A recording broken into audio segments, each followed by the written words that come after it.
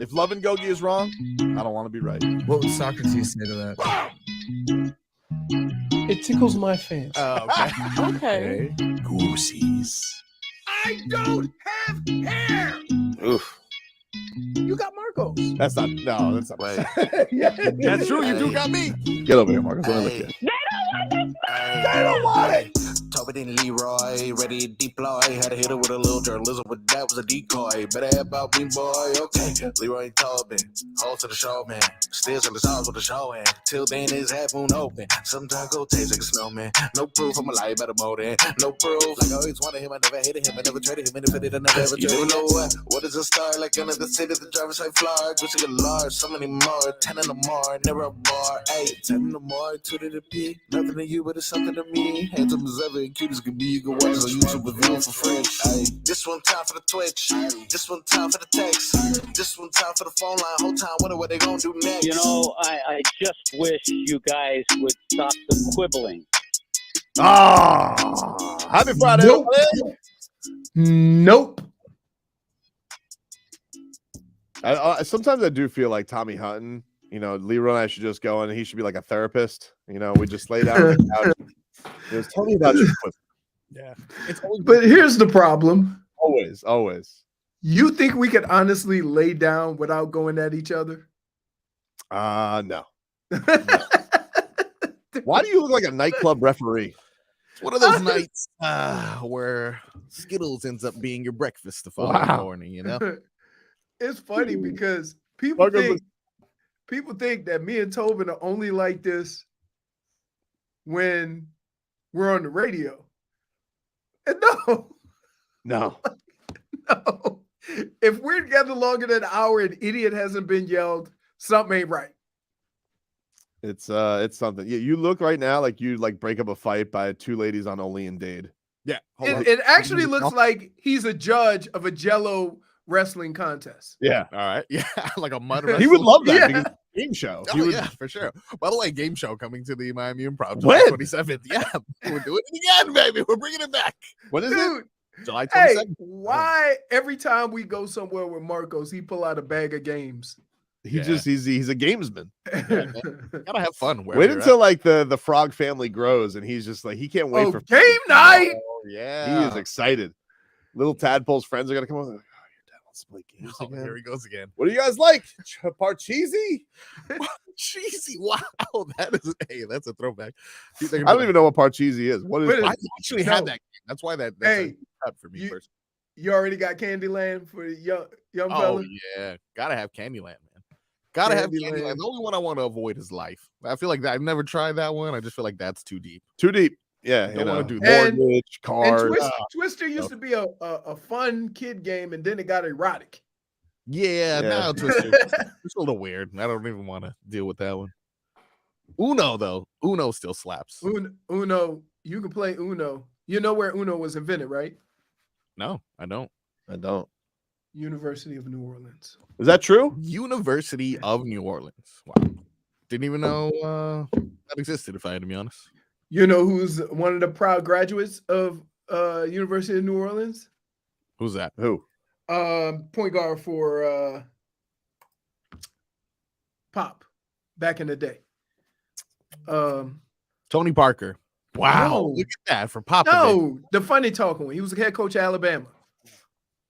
Oh, Yes. I went to school with him, and I can't. Avery Johnson. Avery Johnson. There you go. Wow. Avery Johnson would never double Shaq or would never stop doubling Shaq. Just kept letting D Wade carve him up. It'll work eventually, Avery.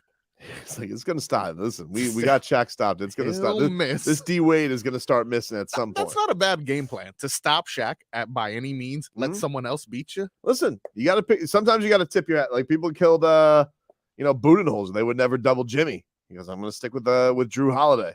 Yep. Instead, Jimmy Butler sent Drew Holiday into a tailspin this offseason. Lost his job. Yep. I mean, and look, and the thing is that if you're a Bucks fan and you're looking at that, you're yelling at the wrong guy. You're yelling at the player and not at the game playing guy, right? Because I mean, you got Drew Holiday out there. He can't guard Jimmy, and you're sticking with that game plan. It's just making Drew Holiday look terrible. Yeah, Drew Holiday's going to be so mad next year when it's Jimmy and Damian Lillard. Yikes. Oof. He's like, thank God I don't have to stick Jimmy. I can't win.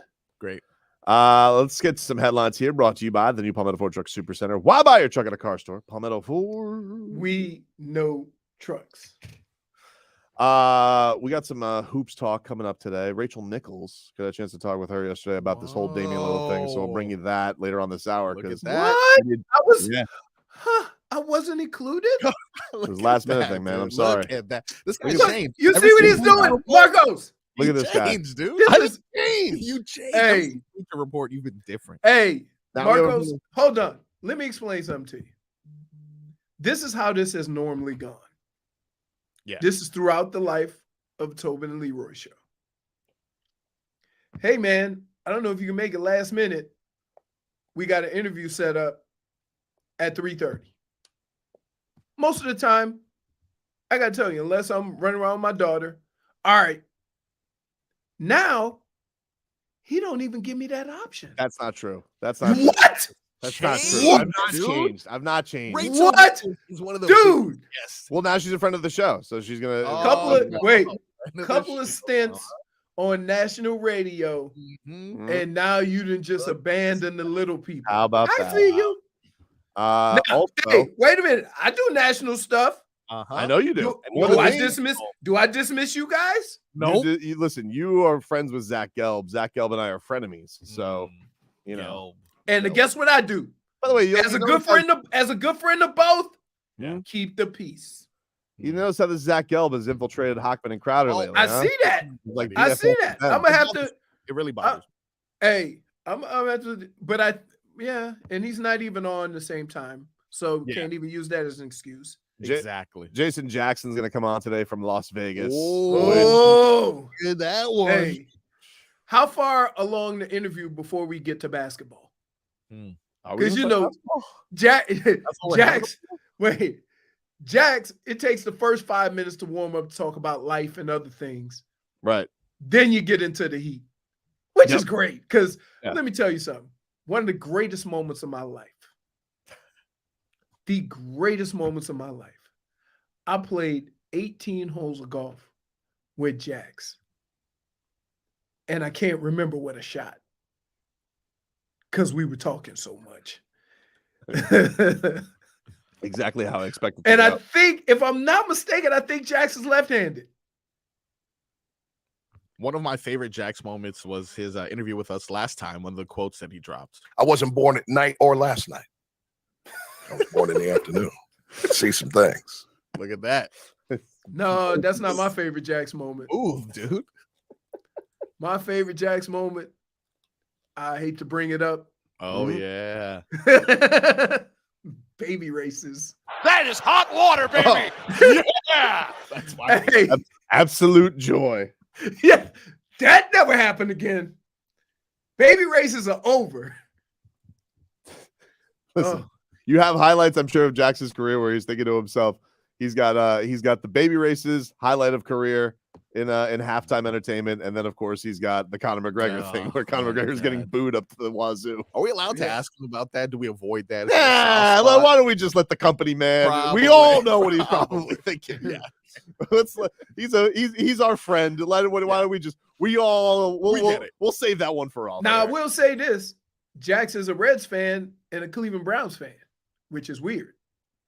Yeah, I wonder if he why switched does he over. like Joe Burrow? That's what I know.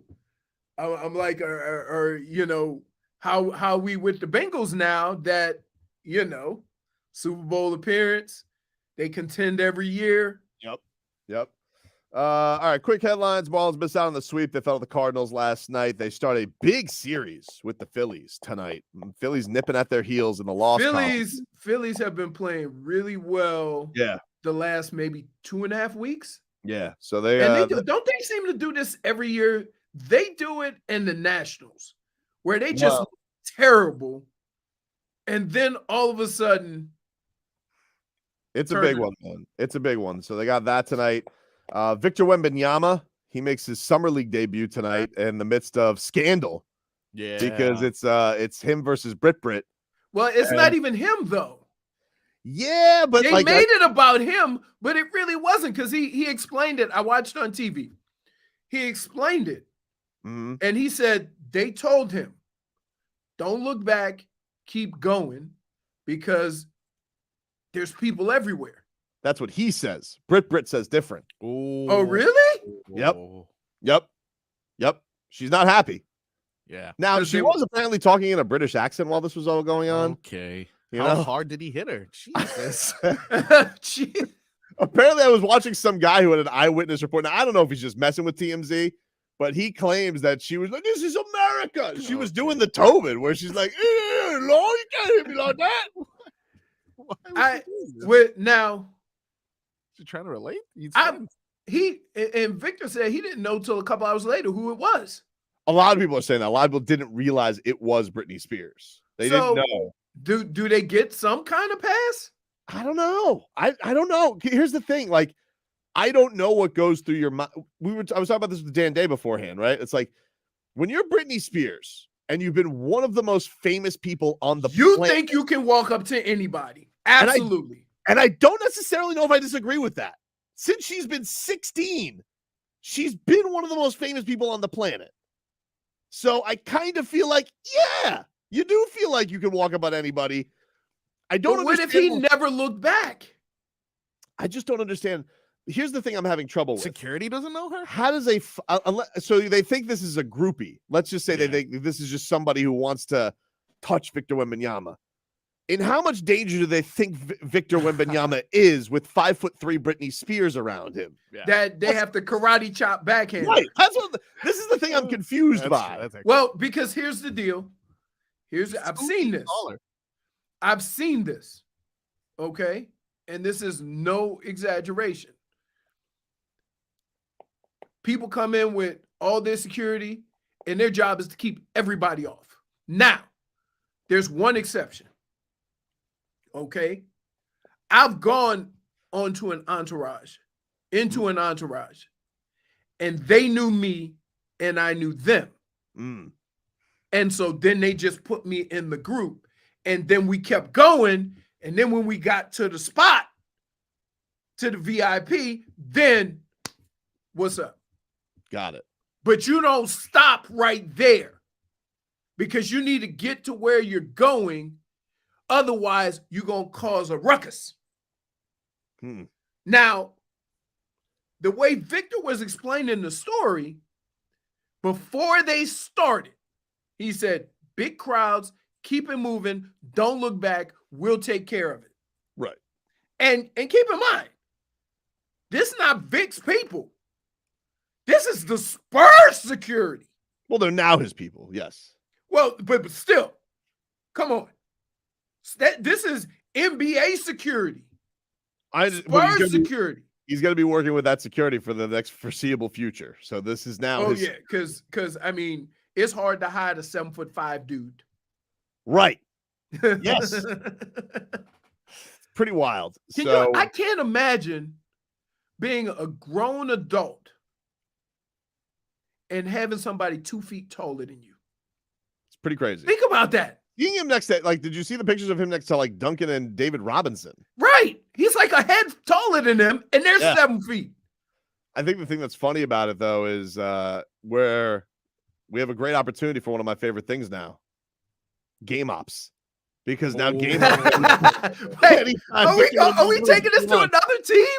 Oh, yeah, dude. Anytime Victor Wembanyama comes down here, I expect game ops to be playing Britney Spears nonstop. Yeah. Oh, nice. At the very least, just banana. That'd be great, too. All right, we'll take a quick break. Back with more after this. Go.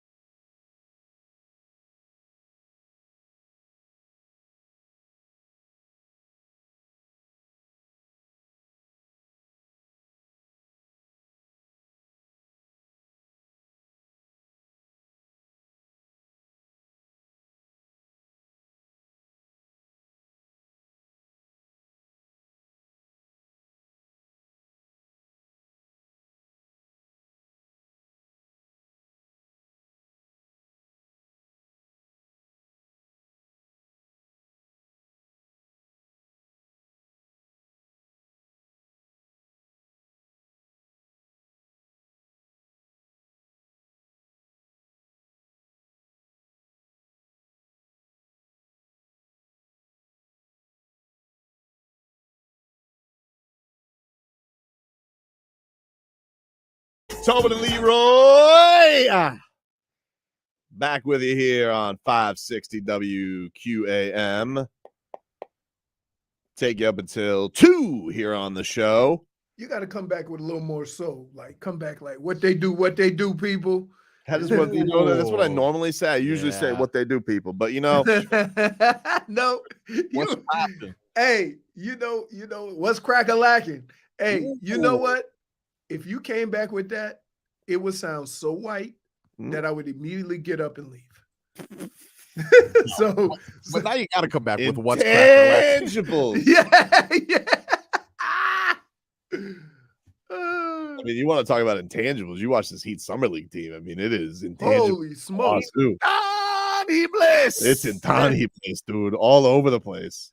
That dude number 78. I mean, oh my goodness. Regardless, he's he's just one of those intangible ex-player type guys. Exactly, dude. Yeah. I would say this though. Summer League is kind of like that off-season program for football. Like you have a boatload of guys in, right? You're seeing, what they can do. You're working with them. You're practicing with them. You're playing games with them. You're seeing their game. Right. It's hard to do that in football. But in basketball and baseball, you can get a good in-game, put them in in-game situations and see how they perform. It's hard to do that in football. Everybody can run across the middle and catch the ball. Can you come across the middle and catch the ball when you know somebody getting ready to hit you? It's a very interesting thing too, because the Heat are in this spot where it's like, you're trying to get a look at guys. They're very clearly it seems like they're trying to showcase Jovic. I don't want to get rid of Jovic. I don't know if that's for a trade. I will say, like, this last game, it was an awful game. I mean, I will say, like, as far as just a watching product, watching Heat Kings Summer League, whew. But the only part that was really fun was watching Jovic. And they kind of he came back into the game, 6 minutes left, like a 6-point game. And they're basically like, Jovic, go try and take over. Sometimes it works, sometimes it didn't. He's 20. No, I know, but that's the fun thing. It's just like, hey, go do. It was just kind of like, Jovic, go do stuff. And that was kind of fun. Right. That's the thing that gets lost in sports, especially nowadays, because we're in the microwave society, right? Players in all sports don't get as much of an opportunity to develop as they used to. And you hear it now with former players saying it, is that they bring these guys in 19, 20 years old.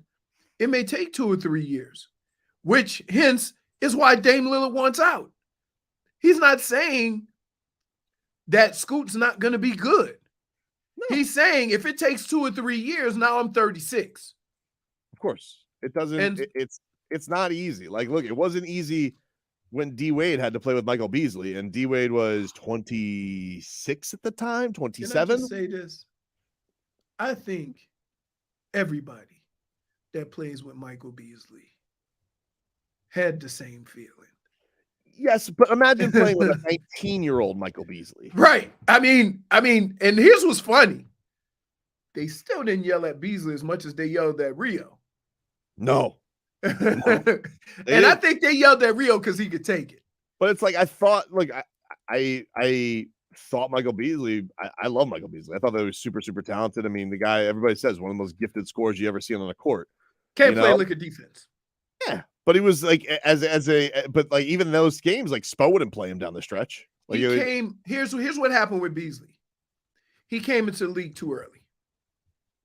Because if he was in the league now, somebody would make that work. Oh, you mean like his position. I agree with that. I think like these because days, now everybody's looking for a Michael Beasley. Yeah. No, it was very, it was very boxed as far as like positions were back then. It was, you had D Wade, Rio the point guard, UD was the power forward, whoever was the center at the time, Jermaine O'Neal for a time, like all that stuff. Like they tried to make that work. And it's like, well, what is Beasley? Is he a 3? Is he a 4? Now it wouldn't matter. Right. Exactly. He's just a bucket getter. Length and wings. Yep, pretty much. But as far as the Lillard thing right now, like very noticeable yesterday that the agent was speaking a lot publicly. We brought you some of the quotes that he said. He was speaking to a lot of people yesterday. He is like they're trying to put up the pressure publicly, like more that Lillard is, more the same. Lillard's not going anywhere but Miami, but I think that he was even really getting specific of I want the Heat and the Blazers to sit in a room in Vegas and hash this out. Right. Like he wants this done. And so like no one needs to be the move. Right. Lillard needs to show up to Summer League tonight. Wow. He needs to show up. He's got to show up to that Wembanyama game. Or I think the Blazers even play. I think they play earlier. Oh, okay. He's got to show up to that game, Solid. And then Bam's got to be with him. So somebody put this in the chat. Let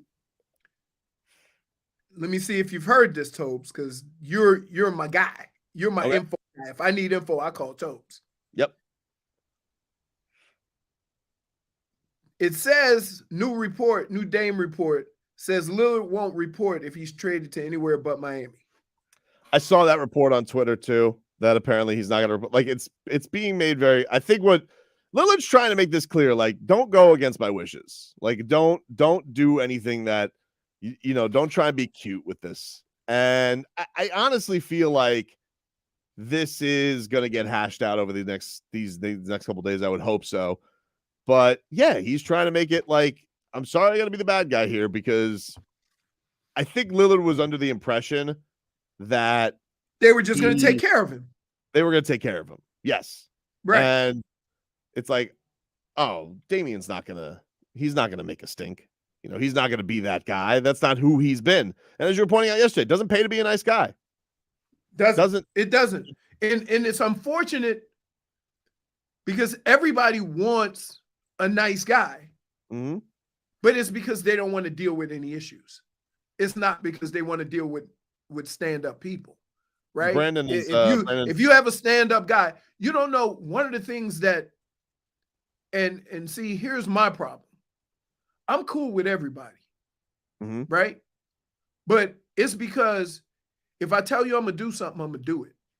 Right. And I expect the same. So when that doesn't happen, right, and I make a stink, then everybody's like, oh, no, he's being a Karen. No, I'm not.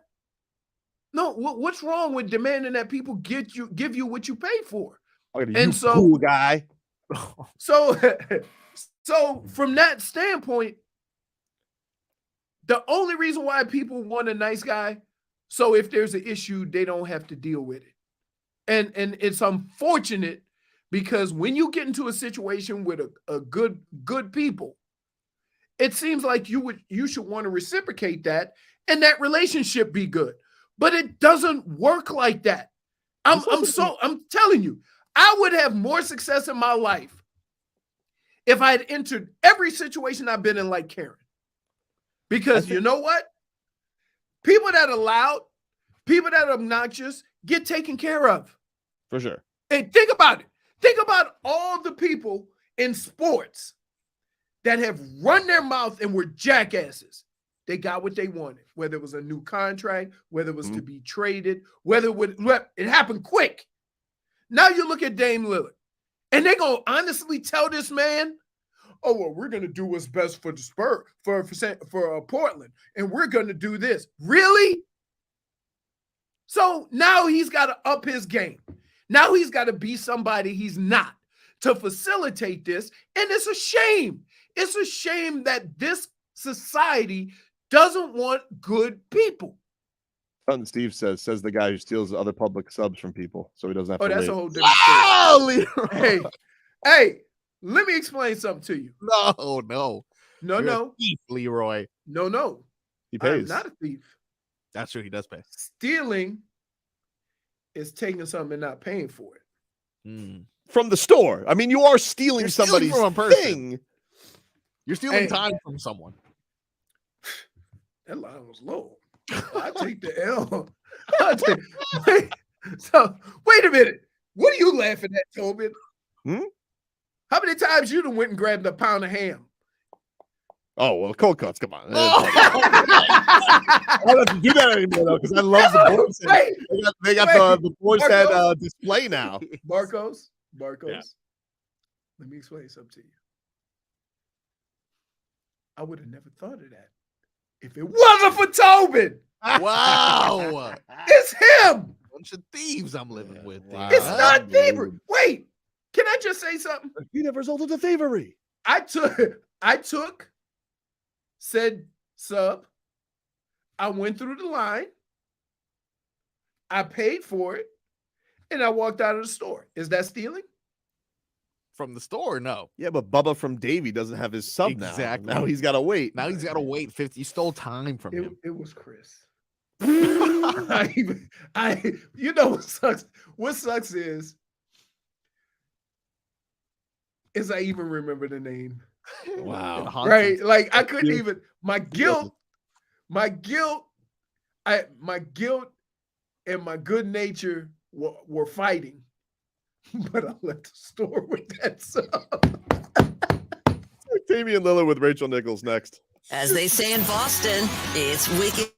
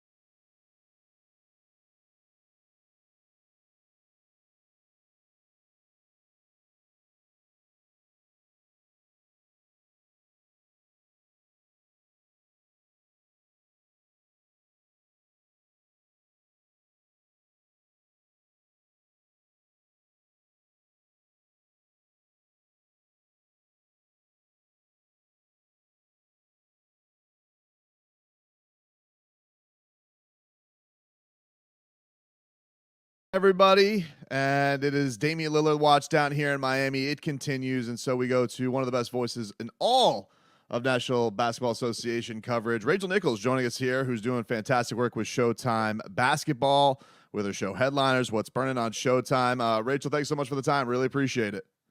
You know, I always love coming on. Once you live in Miami, this is your home station. That's just the bottom line. Of course. I appreciate it.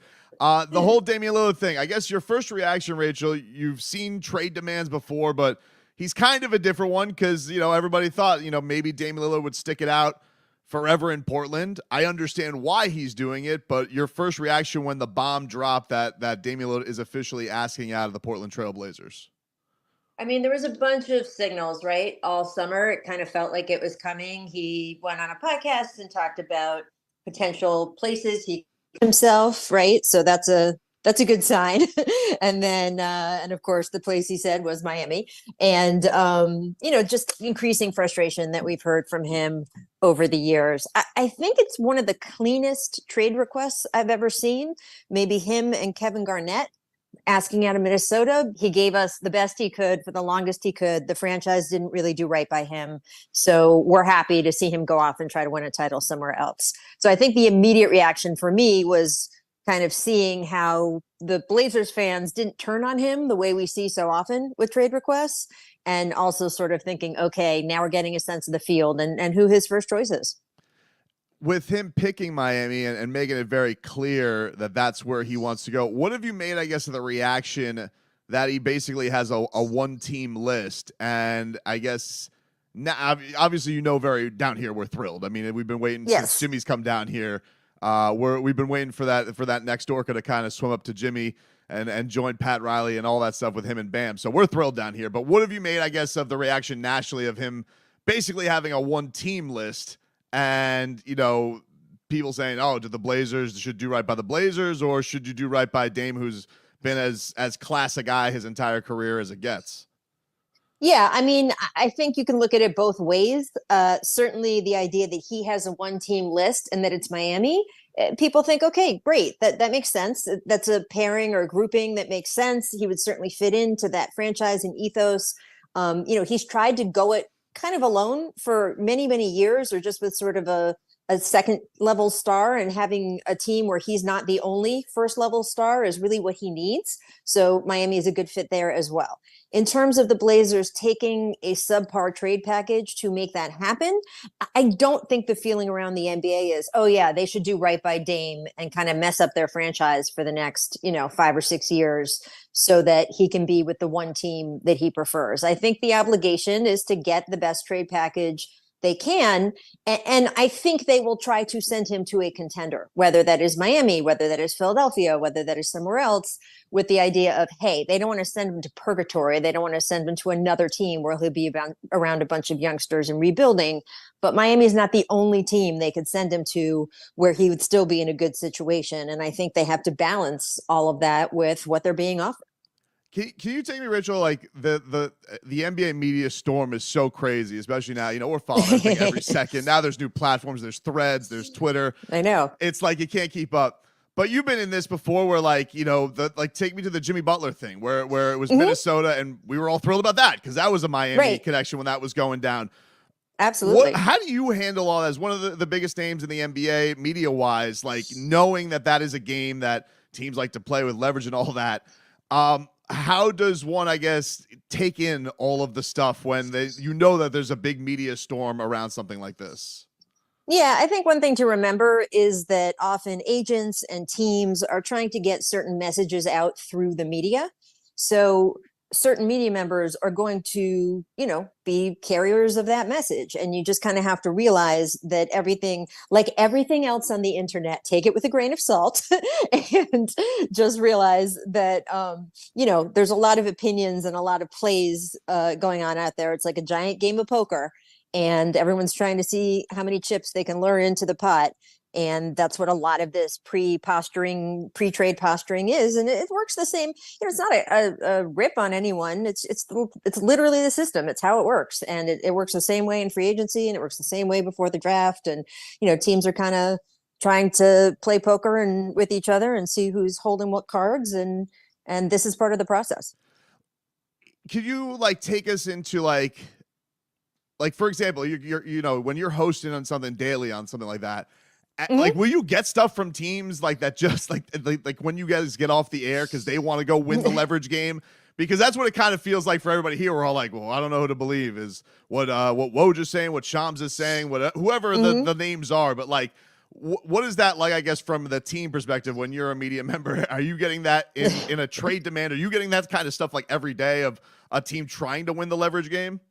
Yeah, I mean, you hear from agents, you hear from teams, but I just think as people or fans are following things, you know, it's not that hard. The situation with Dame and what Miami is positioned to do is pretty clear, right?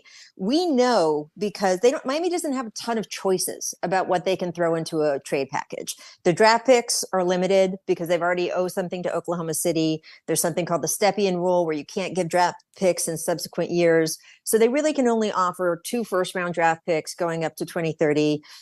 You know, they obviously need to make the money work of Dame coming in, which means that Tyler Herro is going to have to come off the books, but Tyler Herro is not a good fit in Portland in terms of what they have and the salary they want to have coming in. So they would need to have a third team involved, probably to take Tyler Herro and also give Portland the first round draft picks that Miami can't.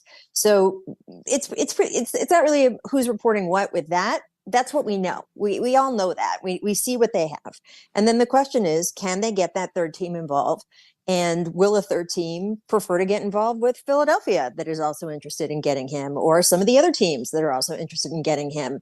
It's not that often that a player of Damian Lillard's caliber becomes, quote, available, right? I mean, we saw even with Bradley Beal earlier this summer, he had a no trade clause. So he could pretty much dictate where he wanted to go. He wasn't really available for the other teams. So when a guy like Dame becomes available, you have a bunch of teams that say, okay, we want to at least make a try to get him here. Or if not, we want to be the team that's the third team or the fourth team in, and who can we get the most for ourselves by just being involved in this trade? And that's really where sort of the game of poker is being played right now.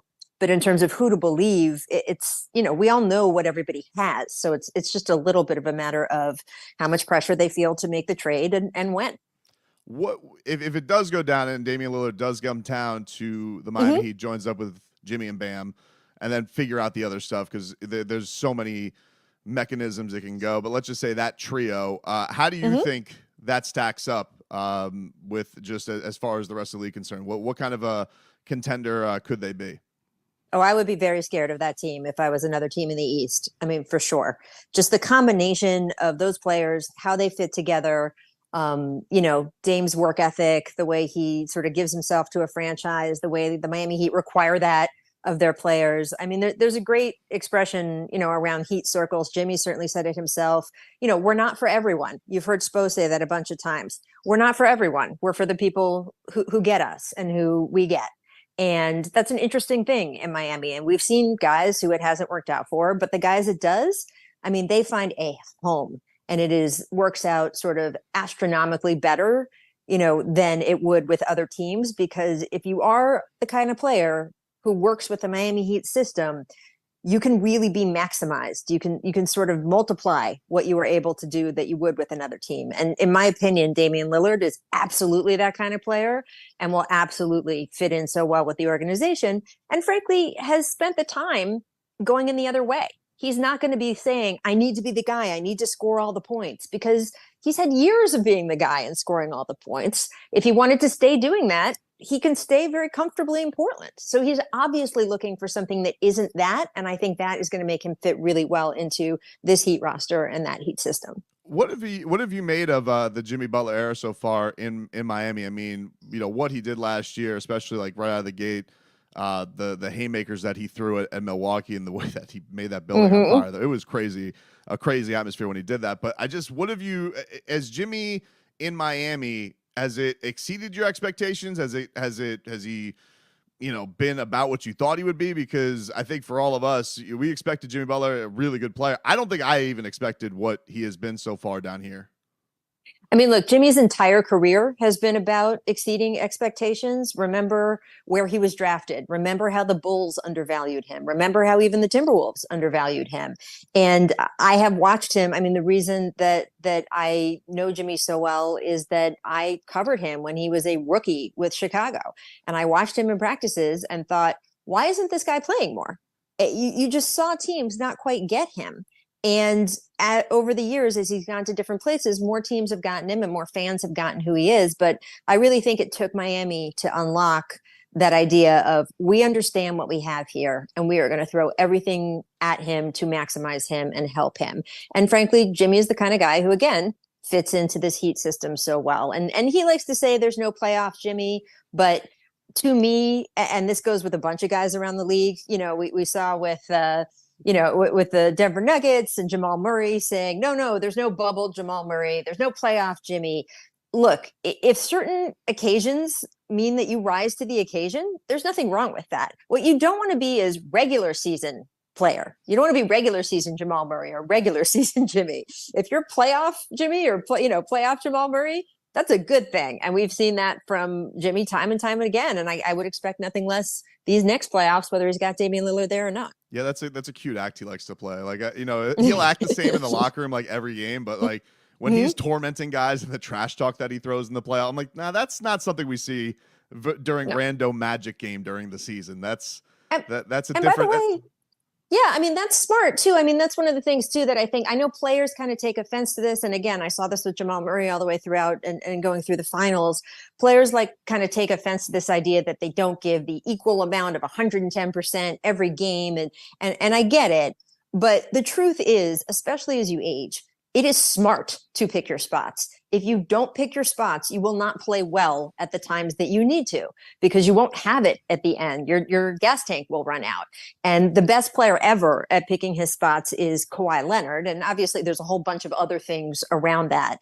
But if you look at his 2019 title with the Raptors, that is the best picking your spots example of a player who knew how to get to the end with the limited amount of body energy he had, because he was nursing a pretty serious injury. And he just didn't play as strong or as hard during the regular season. And there were even times during games you could see that he would go 3 quarters playing at one level, and then the fourth quarter, he would purposely ramp it up to the other level. And I think Jimmy's been able to do that throughout with sort of his seasons and kind of figuring out when he needs to be who for what, where. And I think it's an admirable trait for all the guys who do it. I think it just means that you are savvy, you've been around the game long enough. I'm talking about all guys who are sort of over 30 and watching what's going to happen to their bodies and being smart. And I think that's another thing the Heat as an organization are good with. For as much as they have a reputation about riding guys and body fat percentages and all of that, they are very, very savvy about injuries, how to manage guys who, may be nursing one thing or another, and maximizing their players to be in the right position at the right time of year. And we've seen it again and again. That's why the organization as a whole, I think, has missed the playoffs, 3 times in 15 years? That's exceptional. They really have been doing it right. A couple before we get you out of here, Rachel Nichols joining us here. Really appreciate the time. What do you have on the horizon for headliners? Really enjoyed your interview with Dwayne Wade, of course, a legend down here. What do you got that you're excited about that's coming up soon?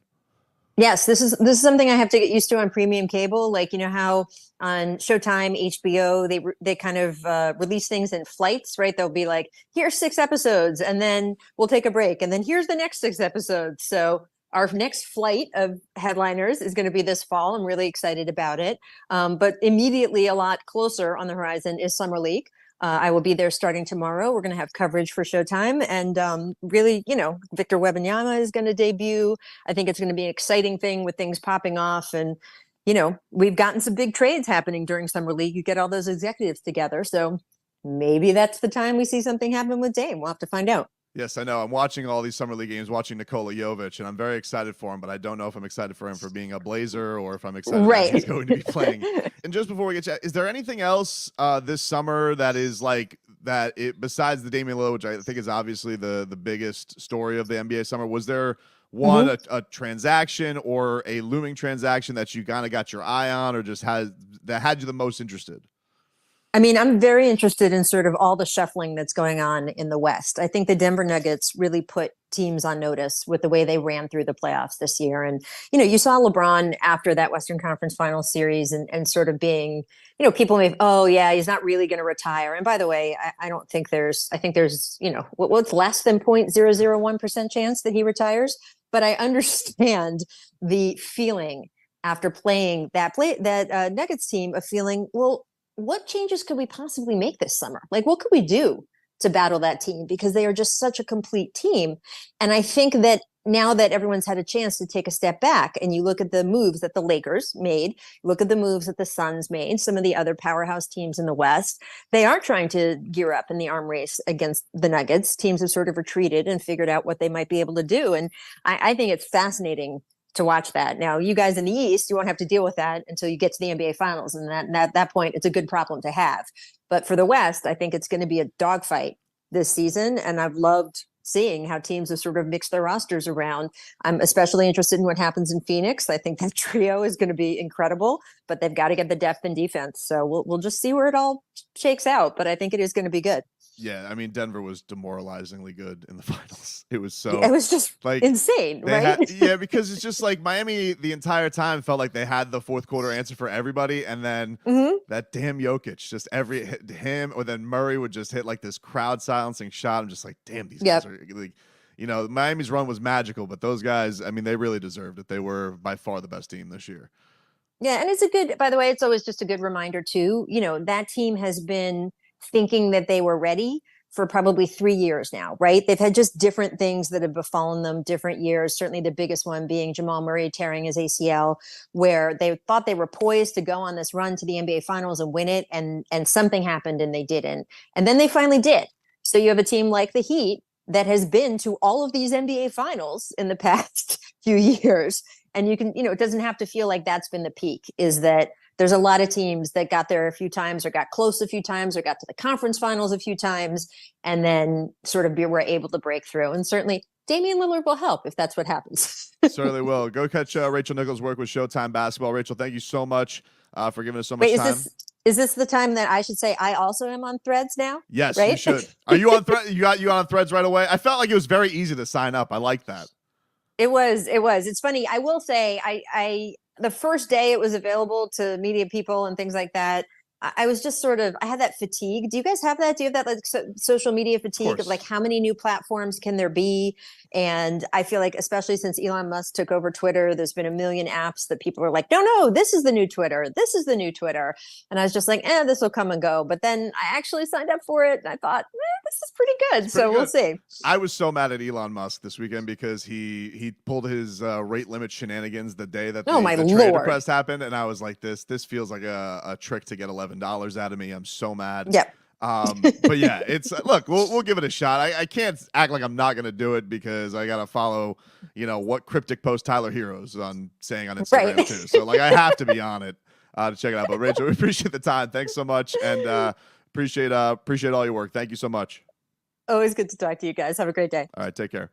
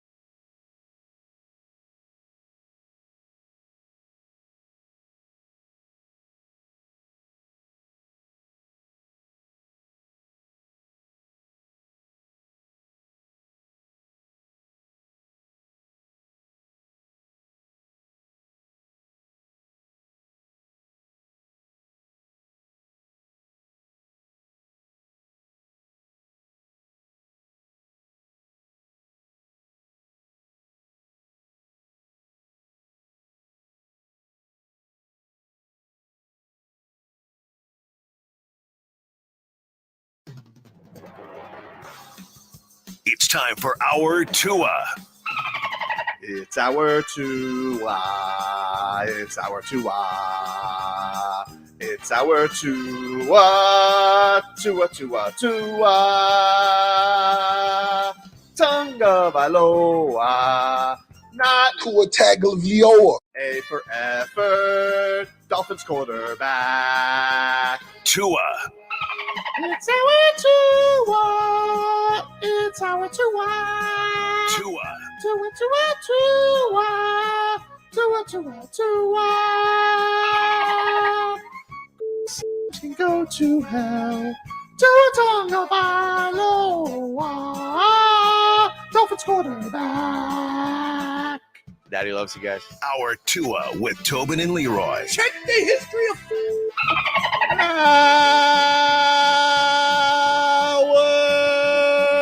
To the Tobin and Leroy here with you. We're going Wimbledon on there, love. Is that's your analysis of Wimbledon? You want to go over here? Can I be honest with you? Tournaments like this that last 2 weeks, are we really invested in the first rounds? Yikes. Okay. Honestly, all I ever think when I see the early Wimbledon is like, can't find SportsCenter today. It's annoying. That's it. What about Tour de France? I think that's going on. That's Tour de France. Yeah, people still watch that? It's 2 weeks Hey, long. It's going on right now. I think the whole world quit watching that with all the blood doping. Yeah. No, actually, I need more blood doping now that I think about it. That would bring me back to the sport. Tour de France. I think Still running that, huh? I think it's going on right now as we speak. I gotta tell you, no disrespect. I don't know. Nothing I hate more than a cyclist. Okay. Out there all the time. Yikes. You know, you take up but you don't do it like as a group. You used to do it alone. I'm talking like the people who do it as a like 30 deep. Yeah. No, if you're doing it alone, annoying. that's fine. But like It's annoying. you little contingent there. And here's why. road. Yeah. Here's what is the bad part about it. It's not that it's 30 people together. It's 30 people that feel entitled to take up a lane. Exactly. Like they don't ride in the bike lane 2x2. They go 5 wide and take up the far right lane of whatever highway or road they're on. So that's the problem. Let's get to some headlines brought to you by the new Palmetto Ford Truck Super Center. Why buy your truck in a car store? Palmetto Ford. We know trucks. So, hey, buddy. Yes, sir. Yes. Because Ooh. I went and had myself some lunch. Hmm? Went and messed with the pool guy. Okay. Hey, it's gotta tell you, Looking good? I was annoyed. They did a good job. So I'm gonna say that. I can Party at the whorehouse. Yeah. I can separate the two, right? Yep. Like I can comment on the job that you did while being pissed off at the time it took you to do it. You're like a coach. Pretty much. So had to come out, had a couple of things, had to check. I turned on my jacuzzi the other day and all the water emptied out of the jacuzzi. So, and then we had to relabel everything and make sure everything was okay. And then my lights were a little off, so you had to reset the lights. Other than that, cool dude. Not the owner, the dude that comes over. And then now, all you have to do now is come and clean. You know, you get a lot of stuff everywhere. Dude, I pressure clean for like 3 hours. Damn. Because you get the dust. If somebody came to you and said there's soot everywhere, you have never smiled. Right? Like this guy here, he goes, huh, you're a hater of soot. like everybody is. Yeah, who likes soot? I mean, okay, it's just words. Like, for example, this morning I heard a commercial where someone was trying to sell me a Chick-fil-A sandwich, and they're like, "Oh, you know, this is a real customer testimony. I love the chicken; it's so good. It reminds me of my grandmother's biscuits, and the chicken is so savory." And I'm like, "No one says savory, dude. Nobody. What are you talking about, dude? I love a savory sandwich. No one says soot. Nobody says savory. It's just not. First of all, if you giving a testimonial and you're saying savory, Yeah. your ass had a script. Fake, dude. That's savory. Because wait, Tobin, I've seen you eat. We've eaten many meals together. Yeah. Have you ever looked over across the table and said that meal was savory? Dude, can I tell you something? I'll tell you the last savory thing I had. No way. I'll tell you. So I was in Tennessee. My wife and I went out for an anniversary dinner. And You went for to a whatever reason- steakhouse or we went to a steakhouse. Yeah, we went to a steakhouse. For whatever reason, my wife's like, you know what? I'm feeling the French dip tonight. I'm like, are you Whoa. serious? Like, what are you What? getting? I'm like, what is this? The easiest anniversary meal ever? You're getting me off for $15? All right, fine. Yeah. Get yourself a French dip. I had my steak. It was good. But she's like, I only want half because it was like, she's like, you want the rest of my French dip? I'm like, Yeah, absolutely. of It's maybe my favorite sandwich of all I'm time. not. No. Love a French dip. But let me tell you something about that French dip. Yeah. Savory, dude. Oh my god. Savory. No way. Wait, Dude, having a jus. can I just say something? He didn't have a shoe. Wait, I'm that gonna was just say insane. something. I've eaten several meals with this man, and I'm shocked that he took the time to taste it. It was delicious. It was. Because By the way, Couldn't help I it. haven't seen. wait, Marcos, we used to go to Twin Peaks. He would eat a cheeseburger, fries, drink a Coke, and a couple of wings during a break. That's efficient. No, my stomach start hurting. My stomach look at me and say, "We're not gonna do that, are we?" I say, "Nah, player, we taking our time." Dude, it was funny. So I'm like, we're at the anniversary dinner, right? Did I do You make the, it sound like there was 30 people there. there wasn't, but in the restaurant, You we're did, sitting, by the way. I think I know what okay, you're cool. So in the restaurant, we're in the restaurant, we're in our booth. Beautiful restaurant. It's got like the fire, like they show you the Nice. kitchen, Oh, next that's to the us. new thing now in restaurants, That's really right? cool. Open You kitchen. can see them cooking. That's a fancy restaurant. You took it to a nice restaurant. man. Well, it's a Gatlinburg. It's Okay. graded on a scale. All right. So, Oh, so it's like Gatlinburg Sizzler? pretty much. I tell you, I did so much research because I was so disappointed the last time I went to Gatlinburg and the food. I'm like doing research on like where are the hidden gems in Gatlinburg, and like I'm like, here's our top 5 places to eat in Gatlinburg. You got Joey's, which is just a diner. Okay. We got the grilled cheese. I'm like, you cannot make a What? YouTube No. video No. and grilled cheese is on your list. Like it has to be like a Miss Cheesiest or like some Yeah. gourmet. This lady literally just got a grilled cheese that I could make Okay. on my stove. But anyway, we ended up at a decent place. It was nice for Gatlinburg, Yes. but it was nice. And not many people in the restaurant anymore because for whatever reason with Gatlinburg, everything shuts down at 9. Everybody's gone. Oh wow. It's very strange. You know what? You know, there's another place like Sure. that? Minnesota. It's very weird. Yeah. Everybody's just, it's the most packed. It's way overcrowded at like 6:30, 8 o'clock, 8:30, not ghost town. You know, Everybody's the gone. old, the old like that, the early Old dinners. like the early The, dinner the for old sure. love the early They birds. That's do true. Love that. But anyway, so we're sitting down. We're having our dinner. Next to us, beautiful family, like picturesque. The dude there, I'm just gonna say, handsome. All right. Like Gabe Vincent, handsome. This Oh, guy's nice. handsome. Wife, very, very good looking, on par with each other. Very good looking couple. wait a minute. This is before or after you ate the French onion soup? Because I feel This is what's that- going on. that They had if you the- ate the French onion soup and it was savory, everything had the- looked better. They had their 2 beautiful kids there, Oh, behaving nice. unbelievably. Just Oh. a nice family, yucking it up, having a great time. Like, look at them. They're having a nice dinner. That's great. So my wife ends up she's I'm about to pay. She goes to the bathroom. They bring me the little thingy thing to scan. And the wife turns around and she just goes, I just want you to know we're from Miami.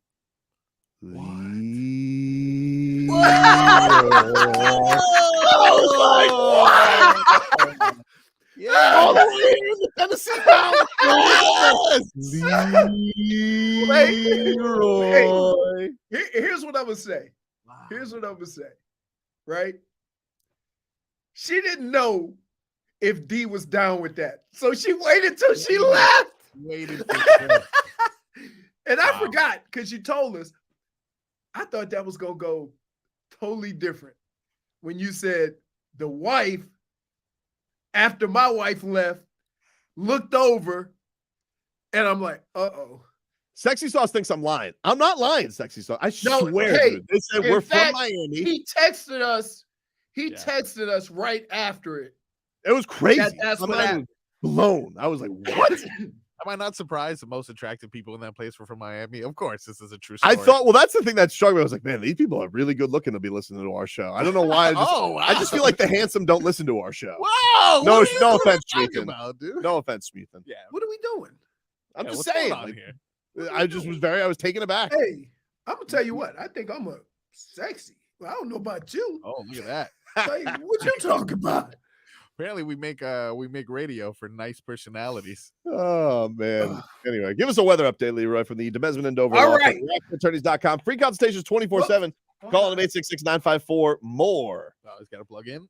No, he's figured it So out. I'm gonna say this. I was just outside, and it's been confirmed. It's hot as hell.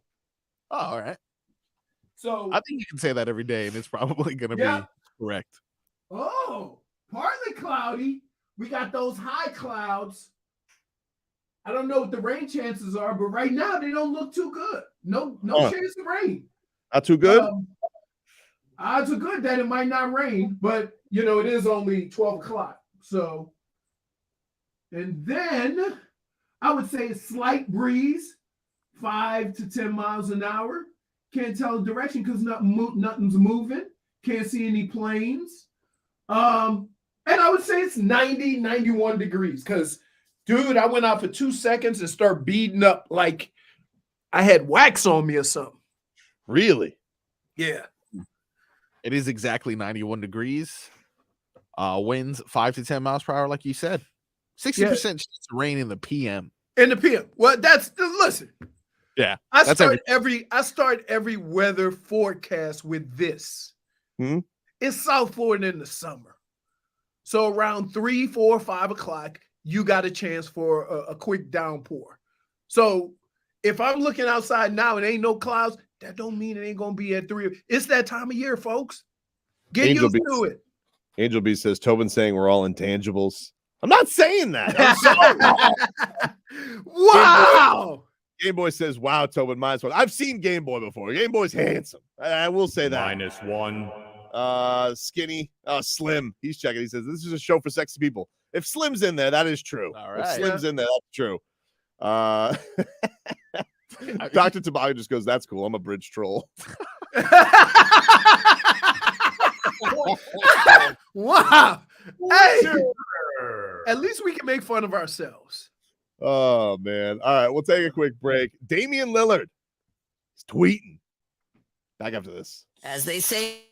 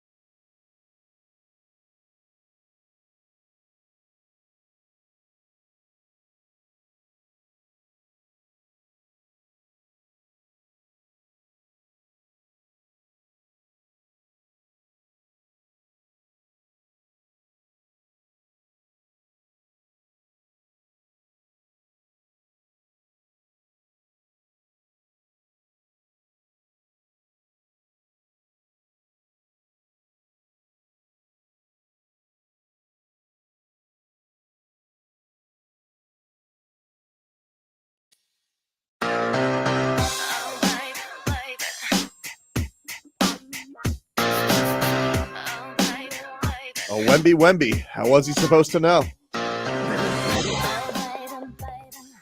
Welcome back, everybody. Well, when he comes to Miami, that has to be game ops, dude. I'm telling you right now. I'm sure somebody will beat us to the punch. I mean, like, I'm not breaking ground here, but meow, meow, meow. Every time he misses a shot, that needs to be the thing.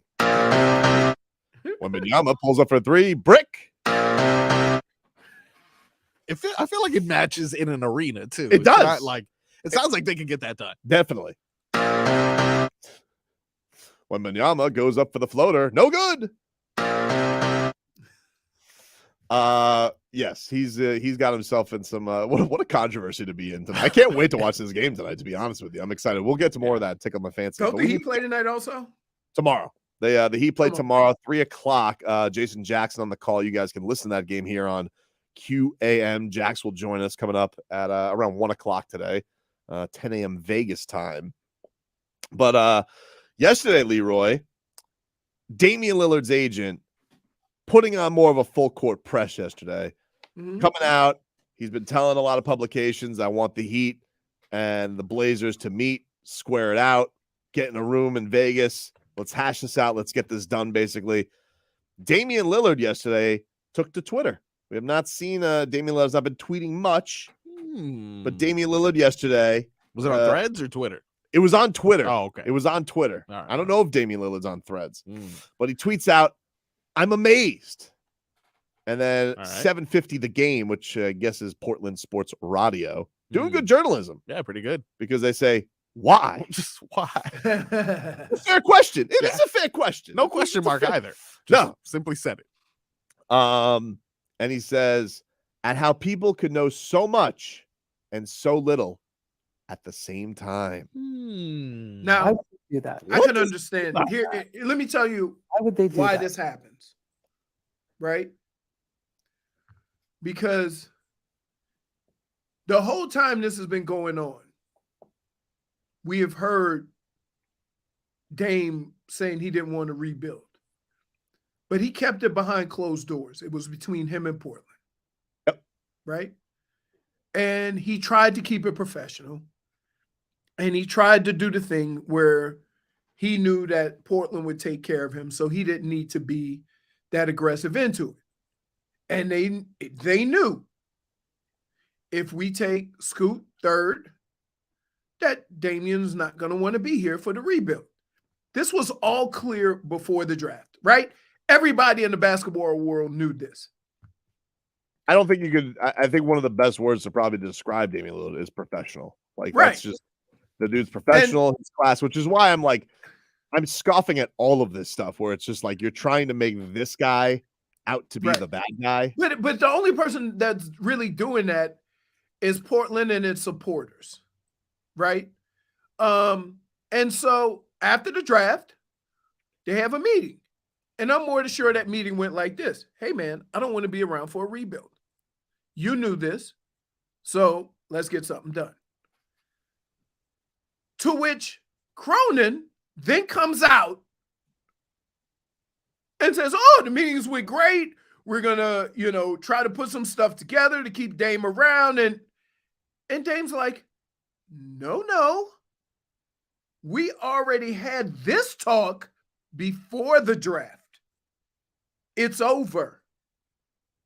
And so his quote afterwards was, I met with Dame and his agent this afternoon. We had a great dialogue. We remain committed to building a winner around Dame.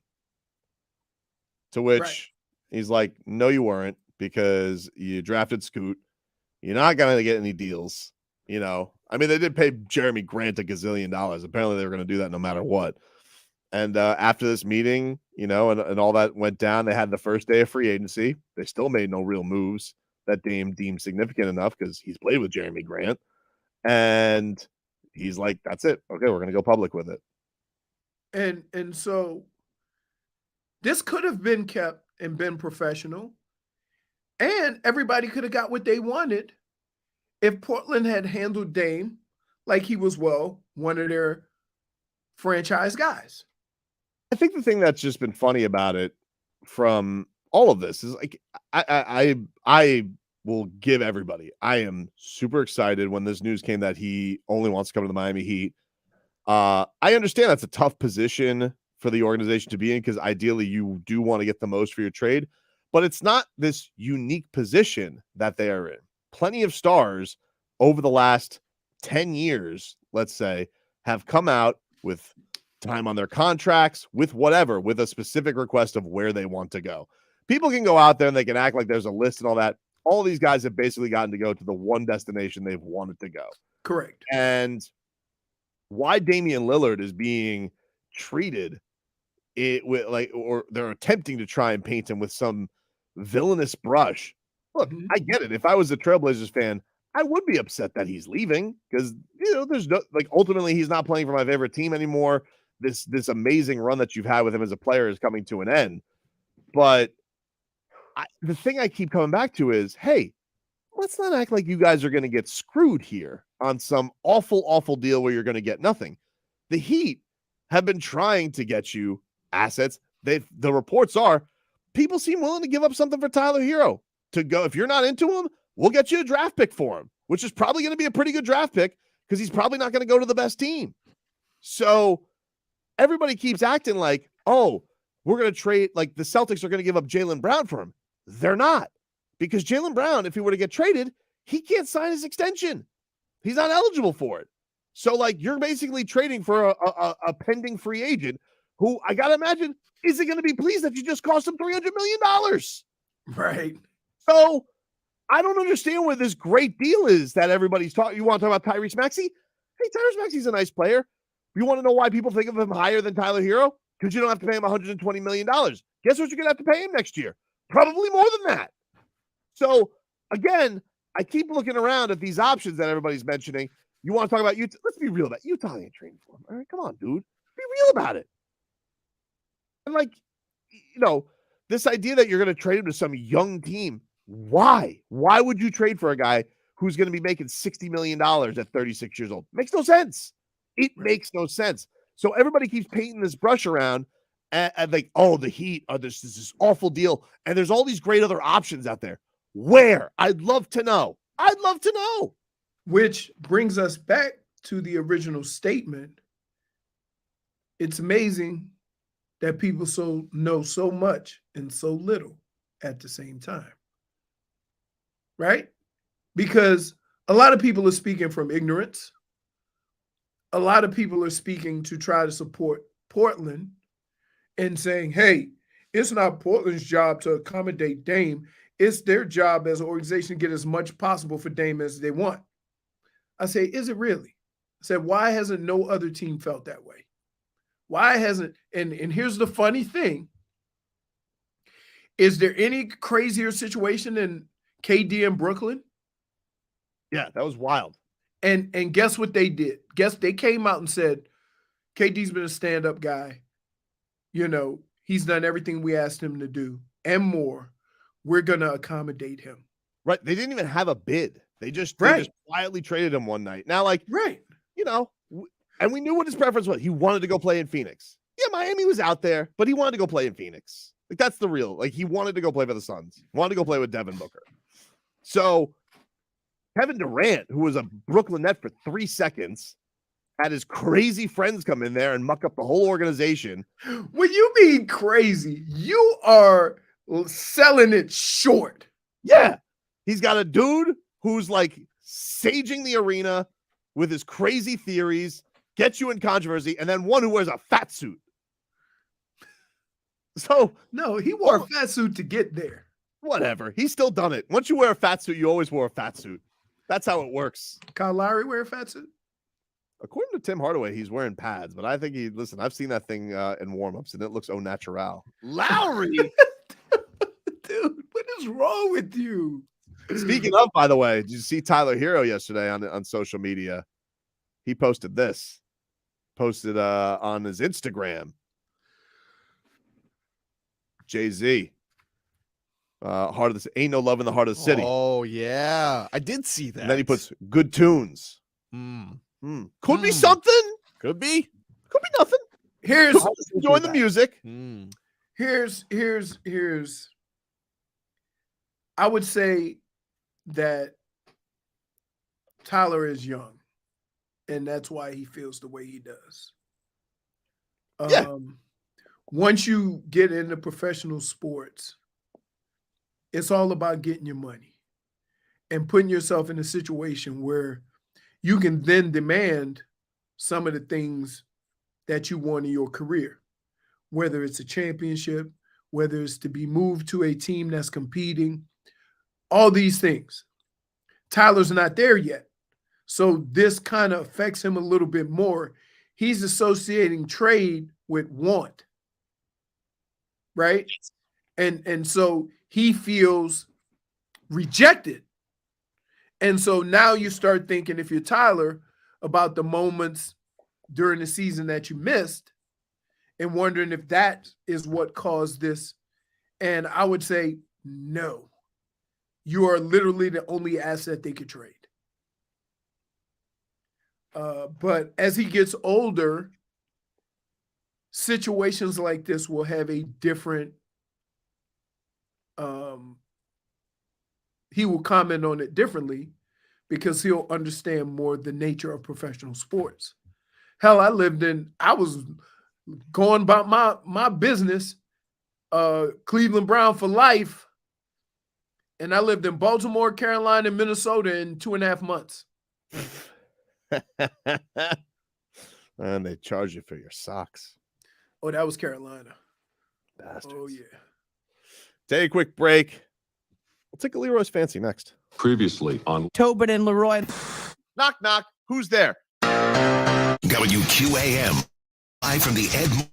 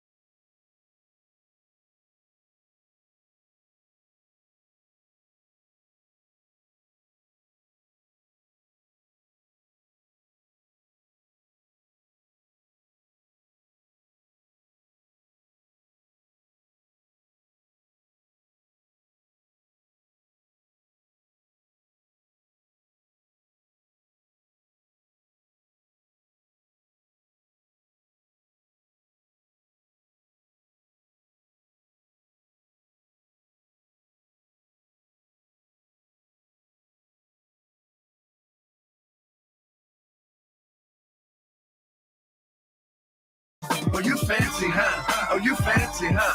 Oh, you fancy, huh? Oh, you fancy, huh? I'm so fancy. You already know I'm in the fast lane. From LA to Tokyo, I'm so fancy.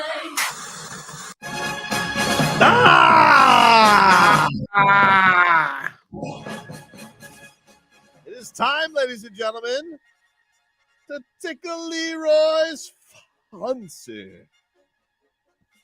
Go over the weekend slate, see what intrigues Leroy. But by the way, speaking of tickling your fancy, for your chance to win tickets to Exotica, the nation's largest adult expo, at the Miami Airport Convention Center, July 14th to the 16th, go to WQM.com/contest.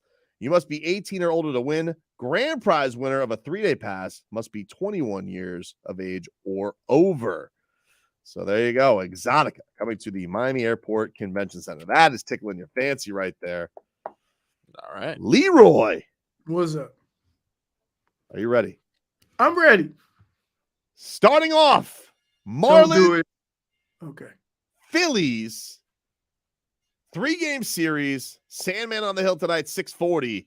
Does that tickle Leroy's Tickles fancy? my fancy. My fancy is Got a tickled. lot of stuff going on to this evening. Yep. Had to make sure my pool was in action. I got some ice. I got my cooler ready to go.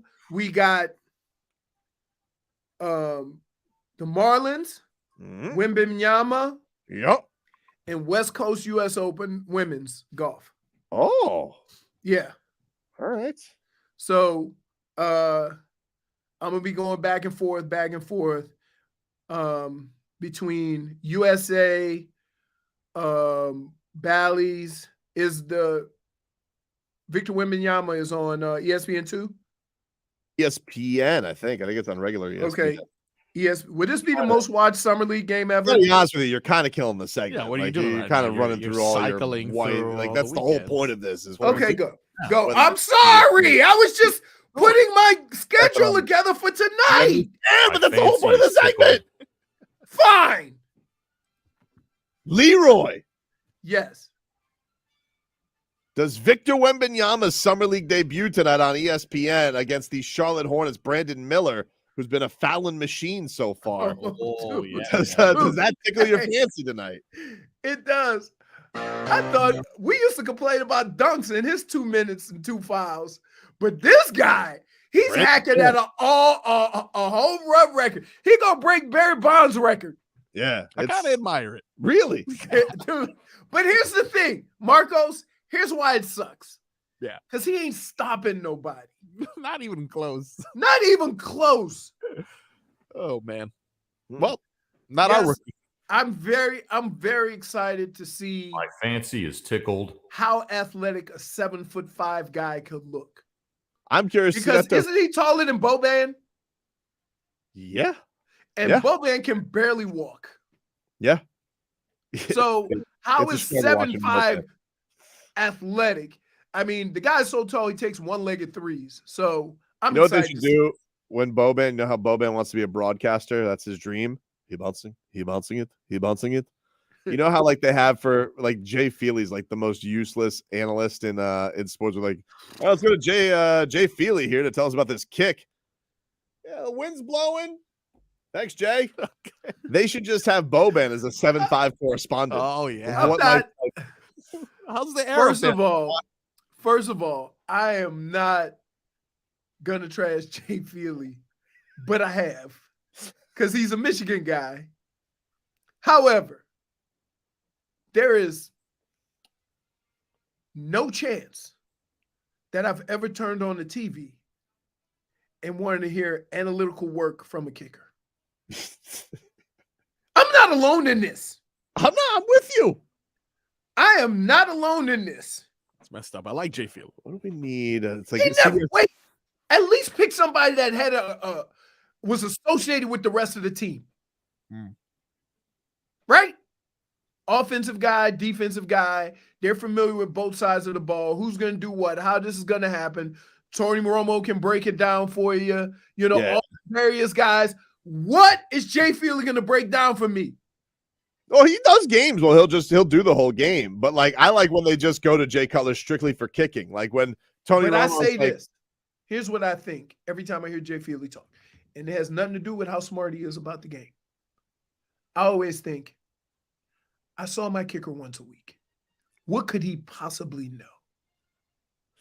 Oh man! All right, coming up tomorrow, Leroy, 3:00, Miami Heat, Summer League action against the Celtics. Jason Jackson will have the call. Jackson's going to join us at 1. But you can hear that game here on QAM. You can watch it on NBA TV. There's a little Heat Summer League action tickle your fancy tomorrow. It does.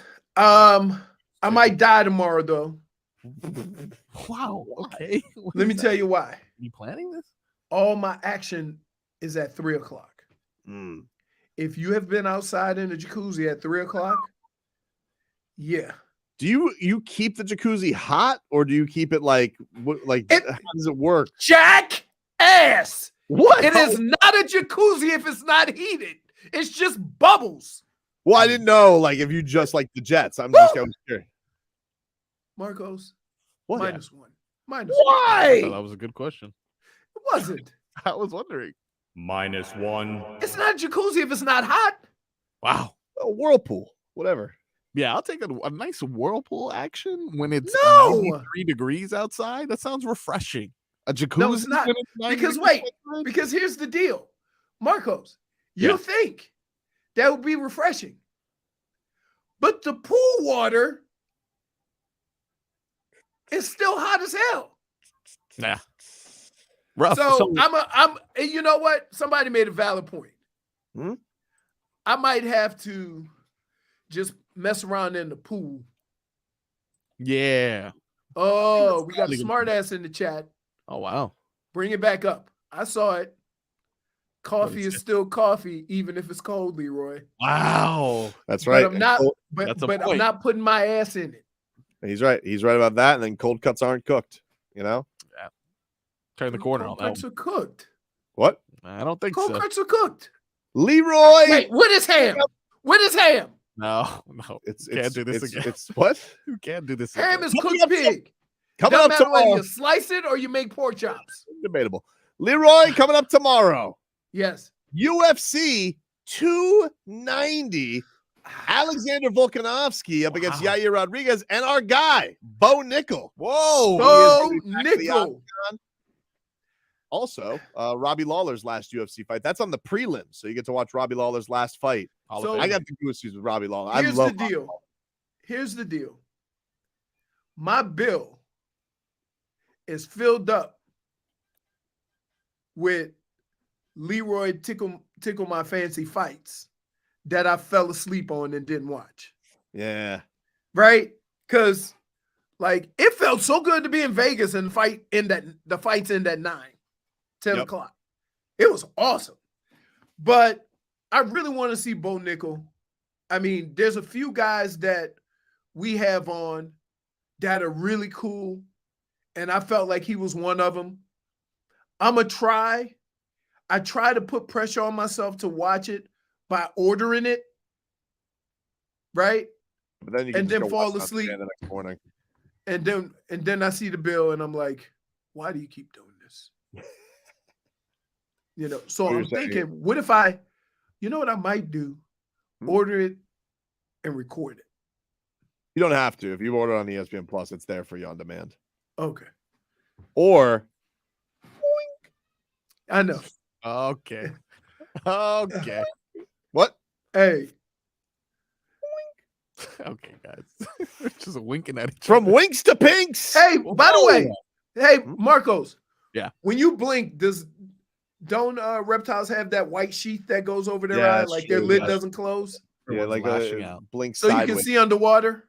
Guys Yeah. are lashing out right now. What? You know, what about the pinks were you saying? I think you were talking about pinks, messy, possibly.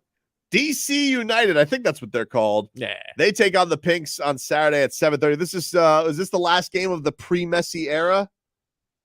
The No, 12th, we he's supposed to start, or the 20th. 12th. Oh, No, it the was 20th, 21st. right?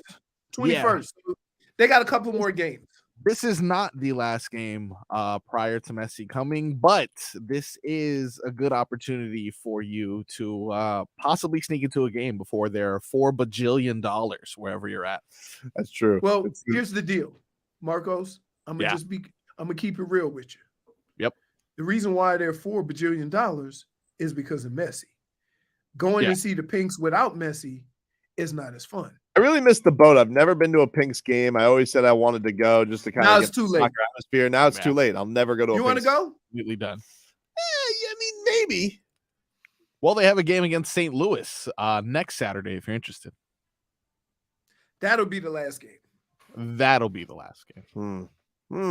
I hope he don't come in fat smoking a cigarette. I'm gonna be so disappointed. I kind of hope he does. Higuain did it. Yeah, for sure. All right, that is tickling my fancy. My fancy is tickled. Get your You know what? Now that I think about it, it's a good week for sports. You got a little bit of everything. A little bit of everything, dude. And now, and keep in mind, when Messi shows up, so does Camp. Camp will be here, and then you'll be telling me, and then I'm gonna get excited for it, and you're gonna do the thing where you're like, "What? It's camp," and I'm That's not allowed true. to be excited for camp. That is No, true. no. See, let me explain something to you and your sidekick. That's true, though. That's not what drives me crazy. What? What drives me crazy is how you draw from camp and say a player's going to be X based on what he did in camp. I'm not saying camp is not important. I'm saying you get all excited over a player in camp, and I'm like, that's not an indication of what he's going to be. In fairness to me, I get excited about Twitter clips of Jalen Waddle running crisp routes. Ooh, crisp. The crisp, dude. By the way, Yeah. Marcos. Yep. I don't think he needed special effects for that, dude. What are you doing? What the hell is pew? Oh, you know what that is. Is that like when Roadrunner disappears? Yep. Just gone. Oh man, if the Heat don't get Damian Lillard, that'll be the ultimate wild Heat coyote. Ugh. I mean, I personally think it'll be done this weekend. I hope so. God, that'd be awesome. No, it's not a hope so. You know something? Huh? No, I You got sources? I know that eventually. You golfing with Andy Ellisberg? No.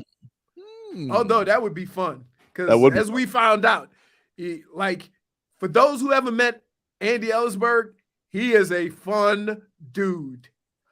I mean, Andy Ellisberg, Vegas. That seems like a good time. Take a quick break. Back with more to this.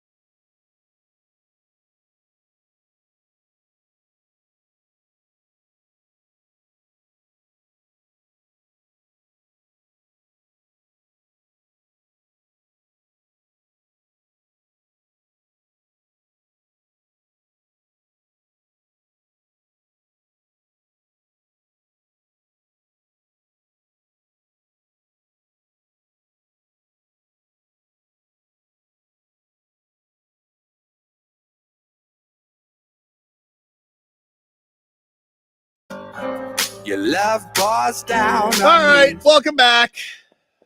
Tobin and Leroy here with you on 560 WQAM, which you guys can follow on the Odyssey app, AUDACY. Listen to us on demand and all that jazz, you know? I'm not talking Danny Ainge and the bum-ass Utah Jazz, you know? Imagine. Let's get into some headlines here, brought to you by the new Palmetto Ford Truck Super Center. Why buy your truck at a car store? Palmetto Ford. We know trucks. Skip Bayless is taking 2 months off because they can't find a replacement for Shannon Sharpe. Wow. There's a shocker. Am I the only one not shocked by this? Yeah. And how long before Shannon's on TV? Another I week don't or so? know. I don't know. Him and Stephen A on First Take. I'm calling it. That'd be cool. That'd be I'll cool. watch I know Stephen A did. The Stephen A had some like he was even throwing out there that he could be laid off. What from ESPN? I don't believe that. Who's gonna like big contract though? Tell you what. It is a big contract. Save a lot of money. I can't imagine they're gonna let Stephen A go. Who else? Who am I gonna watch? Kendrick Perkins and That's JJ what I'm Redick? saying. Like what who do am I you gonna- watch? Right? Like I don't get it. who would they go with? Here's what you guys are failing to realize. Okay? This works in our business too. It gets to the point where companies don't care about quality. They just want to fill a void. Mm-hmm. And so when it comes to the money, they can justify getting rid of a person who's really good, making a lot of money to put somebody average that gets paid a lot less money because on their side, it looks like they're coming, you know. Yeah, I agree. they're making money. I think that's kind of been what their problem has been in the radio side of things. Like, I mean, ESPN radio has kind of been like pretty lackluster since they let Colin Cowherd walk, and you know that morning and Mike and Mike. You know, like they, you know, I wasn't a big Mike and Mike fan, but like they just kind of thought, oh, we'll throw three guys together. Yeah. With you know, Kellerman, and I know they had somebody originally before. I think it was that Zubin Mahente was there before, but I know he was dealing with some health stuff. But so they put Kellerman with Keyshawn and Jay Williams, and just like, you know, just never vibe. Like, I think it's one of those things. So that they took out because I think it was high priced and mediocre. Yep. But Stephen A. Here's the other thing. You can't do that with Stephen A. Smith. You can't. Here's the other thing, though, is that some people, and this happens in radio and on TV a lot, some people look at the name and associate that with popularity. Right? So you can get away with that because you're paying a premium for the name. Mm-hmm. But then as time goes on, you realize kind of the quality of what we're trying to do isn't worth the money that we're spending. But you put yourself in it. Like, think about it. $375 million for Tom Brady, and he's never done a football game yet? That's crazy. Right? I don't think he's gonna be good. But I'm just saying, like, so much of this and what we do is paying for a name. Right. I Like, never get if I wanted to just make a lot of money, I'd just go live in Cleveland. I also just don't think, like, I don't know, like if I was Tom Brady, like I would want Tom Brady to almost be my Charles Barkley. Like, he's got to give opinions. It's kind of, but like in football, it's, you know, I don't know who that guy is. Like, I tell you what was cool. It was cool during the NHL playoffs. They have Wayne Gretzky, the GOAT, you know? Right. He can say And it was whatever. like, I actually like, it was like, oh, if Wayne Gretzky says Barkov did something awesome, that did stick with me. I was like, oh, now he was very bored when there were overtimes. He's like, oh. I mean, there weren't just one overtime, dude. Yeah, it was a lot of brutal. So I get it. I understand that. And a lot of athletes are saying, you know what? No, I just do the playoffs. Or I just do this moment in time. Not every day. But I think we got so consumed with getting the name that we failed to realize if the guy was going to be any good because you hired the name. Now, I will say this. If you go to ESPN, they have a lot of guys with personalities that weren't necessarily Hall of Famers. Yeah. But played in the sport, right? And you have a lot of different sides of it because I got to tell you, every time Louis Riddick walks into a room, I button my collar, right? That's just how he is. But then when you look at what Channing's doing with those guys, and just how they go about it, and Perk, there's not too many shows. Well, listen, Perk called Gabe Vincent the second best Heat player. I know, but again, you want to talk about? There's not too many people that can end the conversation by saying "carry the hell on." That's his thing. Like he just goes, carry on. Right. Gabe Vincent's the second best player. Carry on. No, I won't carry on. Right. Here for a second. Carry on. But just say that. Just But that's kind of what makes him work, right? And you have a lot of guys that work because they are being who they are, and not necessarily the analyst that's required. Kendrick Perkins. Remember when he just called Draymond Green ugly because they were beefing? No, my favorite Draymond Green line was when Barkley told him he got a triple single. Mr. Triple Single. Remember when he was moaning on camera? That one. JJ Redick was stopped cold in his tracks. Perk, what is going on there? Two-man action. For as well as the Nuggets have played at times, Perk, is that you moaning in my ear over and over again? Yeah, I know. I was getting ready to answer. You sound like you got sleep apnea, Perk. Listen, I think we've all heard the ice getting shaken into the microphone. I think we can all relate. Hey, man. Hey. What? We were talking about other folks. Fair point. Why all of a sudden I got to get sucked into this? Did you see, by the way, there's supposedly a rumor that Tom Brady and Kim Kardashian were getting cozy at a 4th of July party? Yeah, that's got to be publicity stunt, right? I don't know. Tom Brady, hold on. Tom Brady's first public relationship is going to be with Kim Kardashian. I like that. You do? I do like that. Yeah, really? Because look, all right. I'm kind of. Can I just say this? It's never if you break up with Giselle and it doesn't work out with Giselle, you got to go up. What's up? Because everybody trying look at that point, everybody digging to say, "Oh, I'm gonna find somebody that's gonna put you to shame," right? What about Giselle? She went from Tom Brady to like a judo coach. Who her fitness instructor? Her jiu-jitsu coach. Yeah, exactly. What is that? That's a downgrade. Yeah, it's a Brazilian super couple. Yeah, it is. It probably is. By the way, speaking of, did you see Jose Aldo crying yesterday on stage getting into the Hall of Fame? Oh no! Give me the goosies. Wow. Yeah, yesterday was UFC Hall of Fame induction. Can I just say this? Nice. There is nothing I look forward to watching less than the UFC Hall of Fame introduction. Why? Great class. Cowboy Cerrone. Tough guys. They had Anderson Silva. Here's the thing. Anderson Silva didn't show up yesterday. That was a little bit weird. I don't know why. But Anderson Silva didn't show up. His son accepted his Hall of Fame. I'm like, this isn't a Grammy. I look this up now. I don't know why. I haven't looked at the deets on. I don't know if he's salty about anything or what. It's possible. All UFC fighters are salty at some point. He was what? He's being fined for missing it. What? No way. This is a different. That has to be. This is a different media event. How can you can't find him? He's not. On yes, 10 years ago, in 2013, he's being fined. I just wanted to report it now. No, he's not being fined for it. That was definitely the wrong thing. But yeah, it does say that he misses the UFC induction, and his son, Khalil. That's pretty crazy. Yeah. Like you're talking about arguing. Whoa. Khalil. So Silva. That's what's amazing. His son's name is Khalil. Why is that amazing? Kalyl.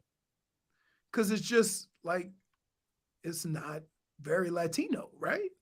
Khalil? I mean, he's not. I mean, again, we always do this with. Is Brazil considered Latino? I don't. No one knows what that place is. They sound. That's JFig. You're not speaking Spanish. But they speak Portuguese. I know. It's just always. That's still. It's still a version of Latin. No, dude, it's not because they say their names like way different. Like Jose isn't Jose. He says his name is Jose Aldo, not Jose. Like you're saying his name wrong. You know, like the R's are H's.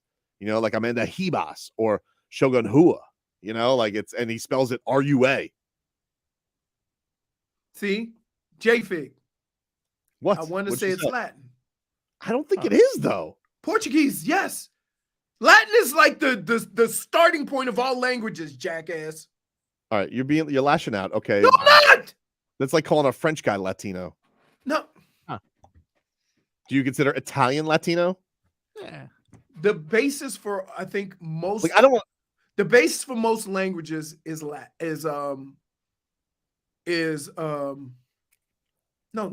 Yeah, Latin. Yeah, okay, but that doesn't mean that like all of them get to be considered Latino. Man.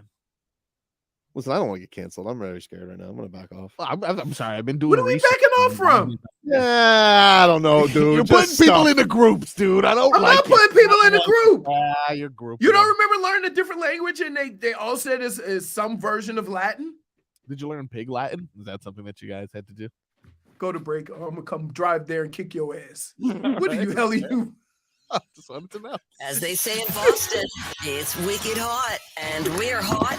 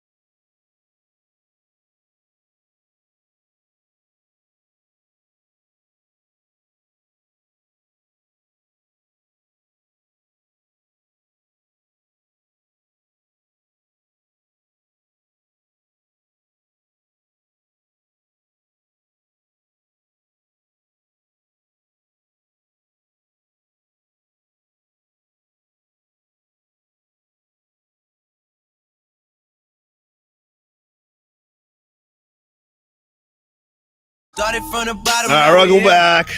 What did I just say? From the bottom, now my whole team. What did I just say? I want you to to me. Whoa. What? Okay. Why do you want an apology? Latin can be said to be the origin of the Romance languages: Italian, French, Portuguese, Spanish, and some less widespread languages, all based in Europe. Yep. Nobody disagree with you there. Yeah. Then why did you say, "Oh, I want to"? Because my exact point is of what you just said, where you said it's the basis of French and Italian. I said, do you consider French Latino? That was my point. Yeah. No. There's a difference in Latin and Latino. Leroy? What? The whole basis of this. Latin is a language. Latino is. Dude. Here's what you're getting off track. You're doing the thing. Getting off track. You're getting off track. You're being a meathead. No, I'm not. No, I'm not. In fact, you are. This started with you being a meathead. Because all we said was Anderson Silva's son's name is Khalil. And you said, it's a bit odd for a Latino. To which we said, is Brazilian considered Latino? You're getting off track. That's true. You're getting off track. And then you said, well, everything's based in Latin as a language. To which I argued, do you consider French Latino? And now we sit back at the beginning part where you have just given us an answer to something that I already gave you the info to last segment. Wow. Ergo, you owe me an apology. Whoa! What a twist! It'd be a cold day in hell before that comes. No! All right. Mature. Ian Sanchez says the gringos don't get a vote on Brazilians being Latino, which is why I'm very scared, and I want to back off of this. Yeah, that's fair. But I'm I not a appreciate gringo. That being said, get Gilbert Burns on the line right now. Yeah, he'll decide it. Gilbert Burns decides for us in all of Brazil. Yeah, and I also want to know if he and he would play our game because he's nice. He's so nice. He is so nice. He's in Vegas right now. He's in there for the whole International Fight Week. Nice. We were supposed to be there. I know. By the way, speaking of nice, goodbyes. We're red. All right, we're written. Oh boy. Uh-oh. JFig. Should we like have JFig a tissue? You have like some Boys to Men? Like it's should we really, should we really like soup it up there for JFig just so she's like she's a complete mess? So I think we should. Who should we have say goodbye first? Handsome Max Strus or handsome Gabe Vincent? Who do you want first, Marcos? Max Strus. Save the best for last. All right. We'll do Max Strus. Max Strus. This is what he had to say. Okay.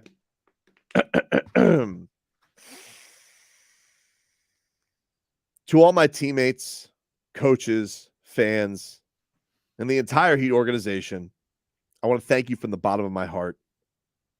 These past 3 years have been nothing short of special. The memories we've made and the times we've had, I will cherish forever. I couldn't have asked for a better place to develop into the player and the man I am today.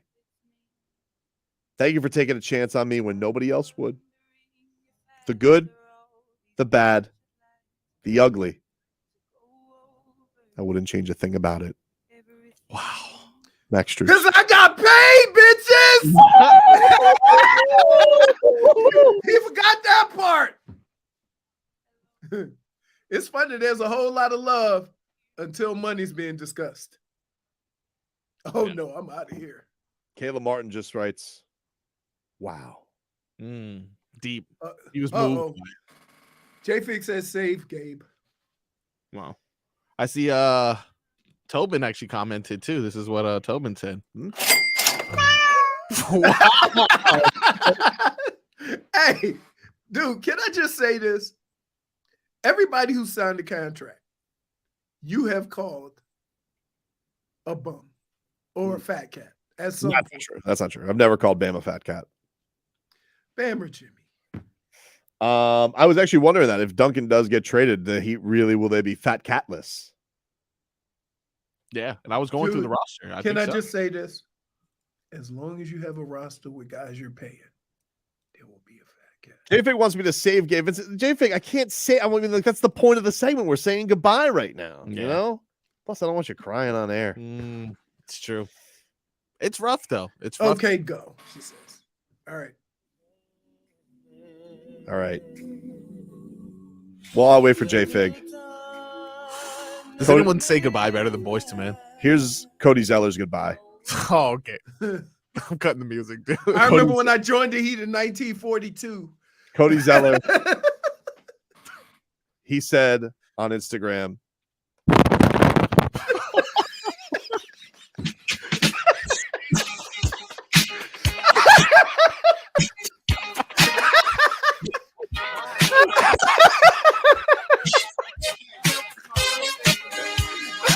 oh man.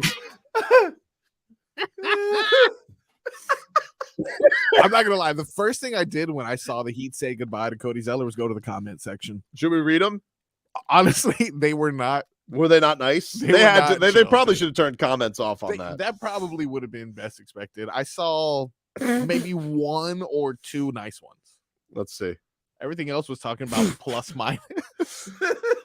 The Heat tweeted out yesterday, wishing you the best, Cody. Okay. Nice. Very nice of them. That's it. And here it comes. The comments. Okay.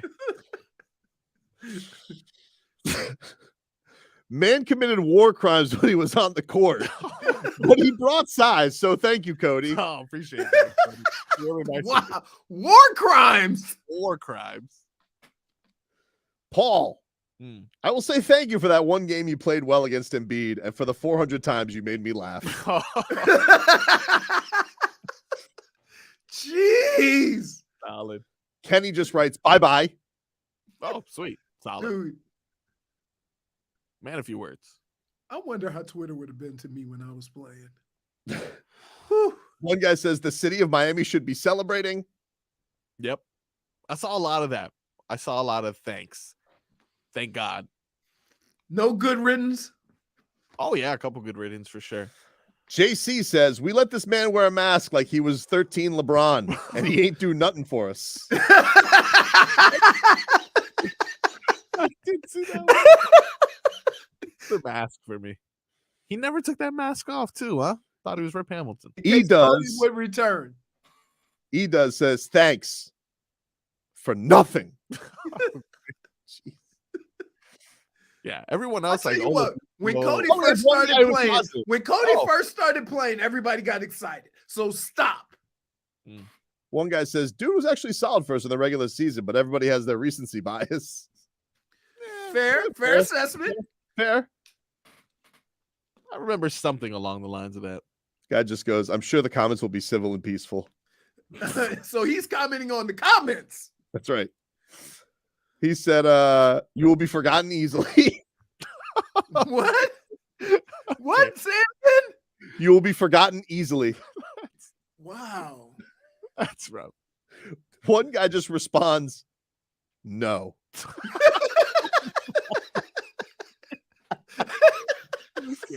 Oh my God. Dude, what are we doing? This should, you know what this should be? This legitimately should be response of the week.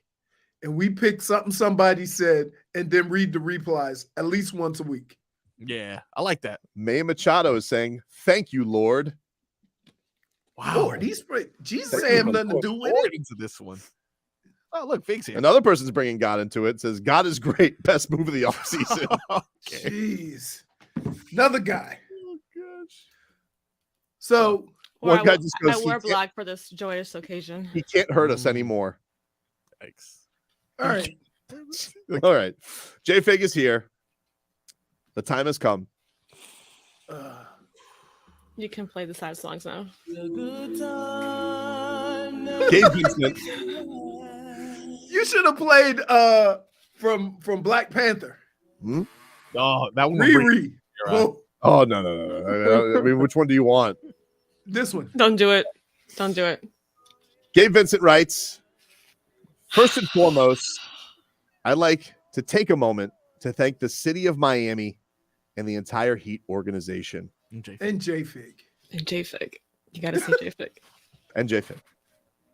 You took a chance on an undrafted kid from Stockton, and together we made history.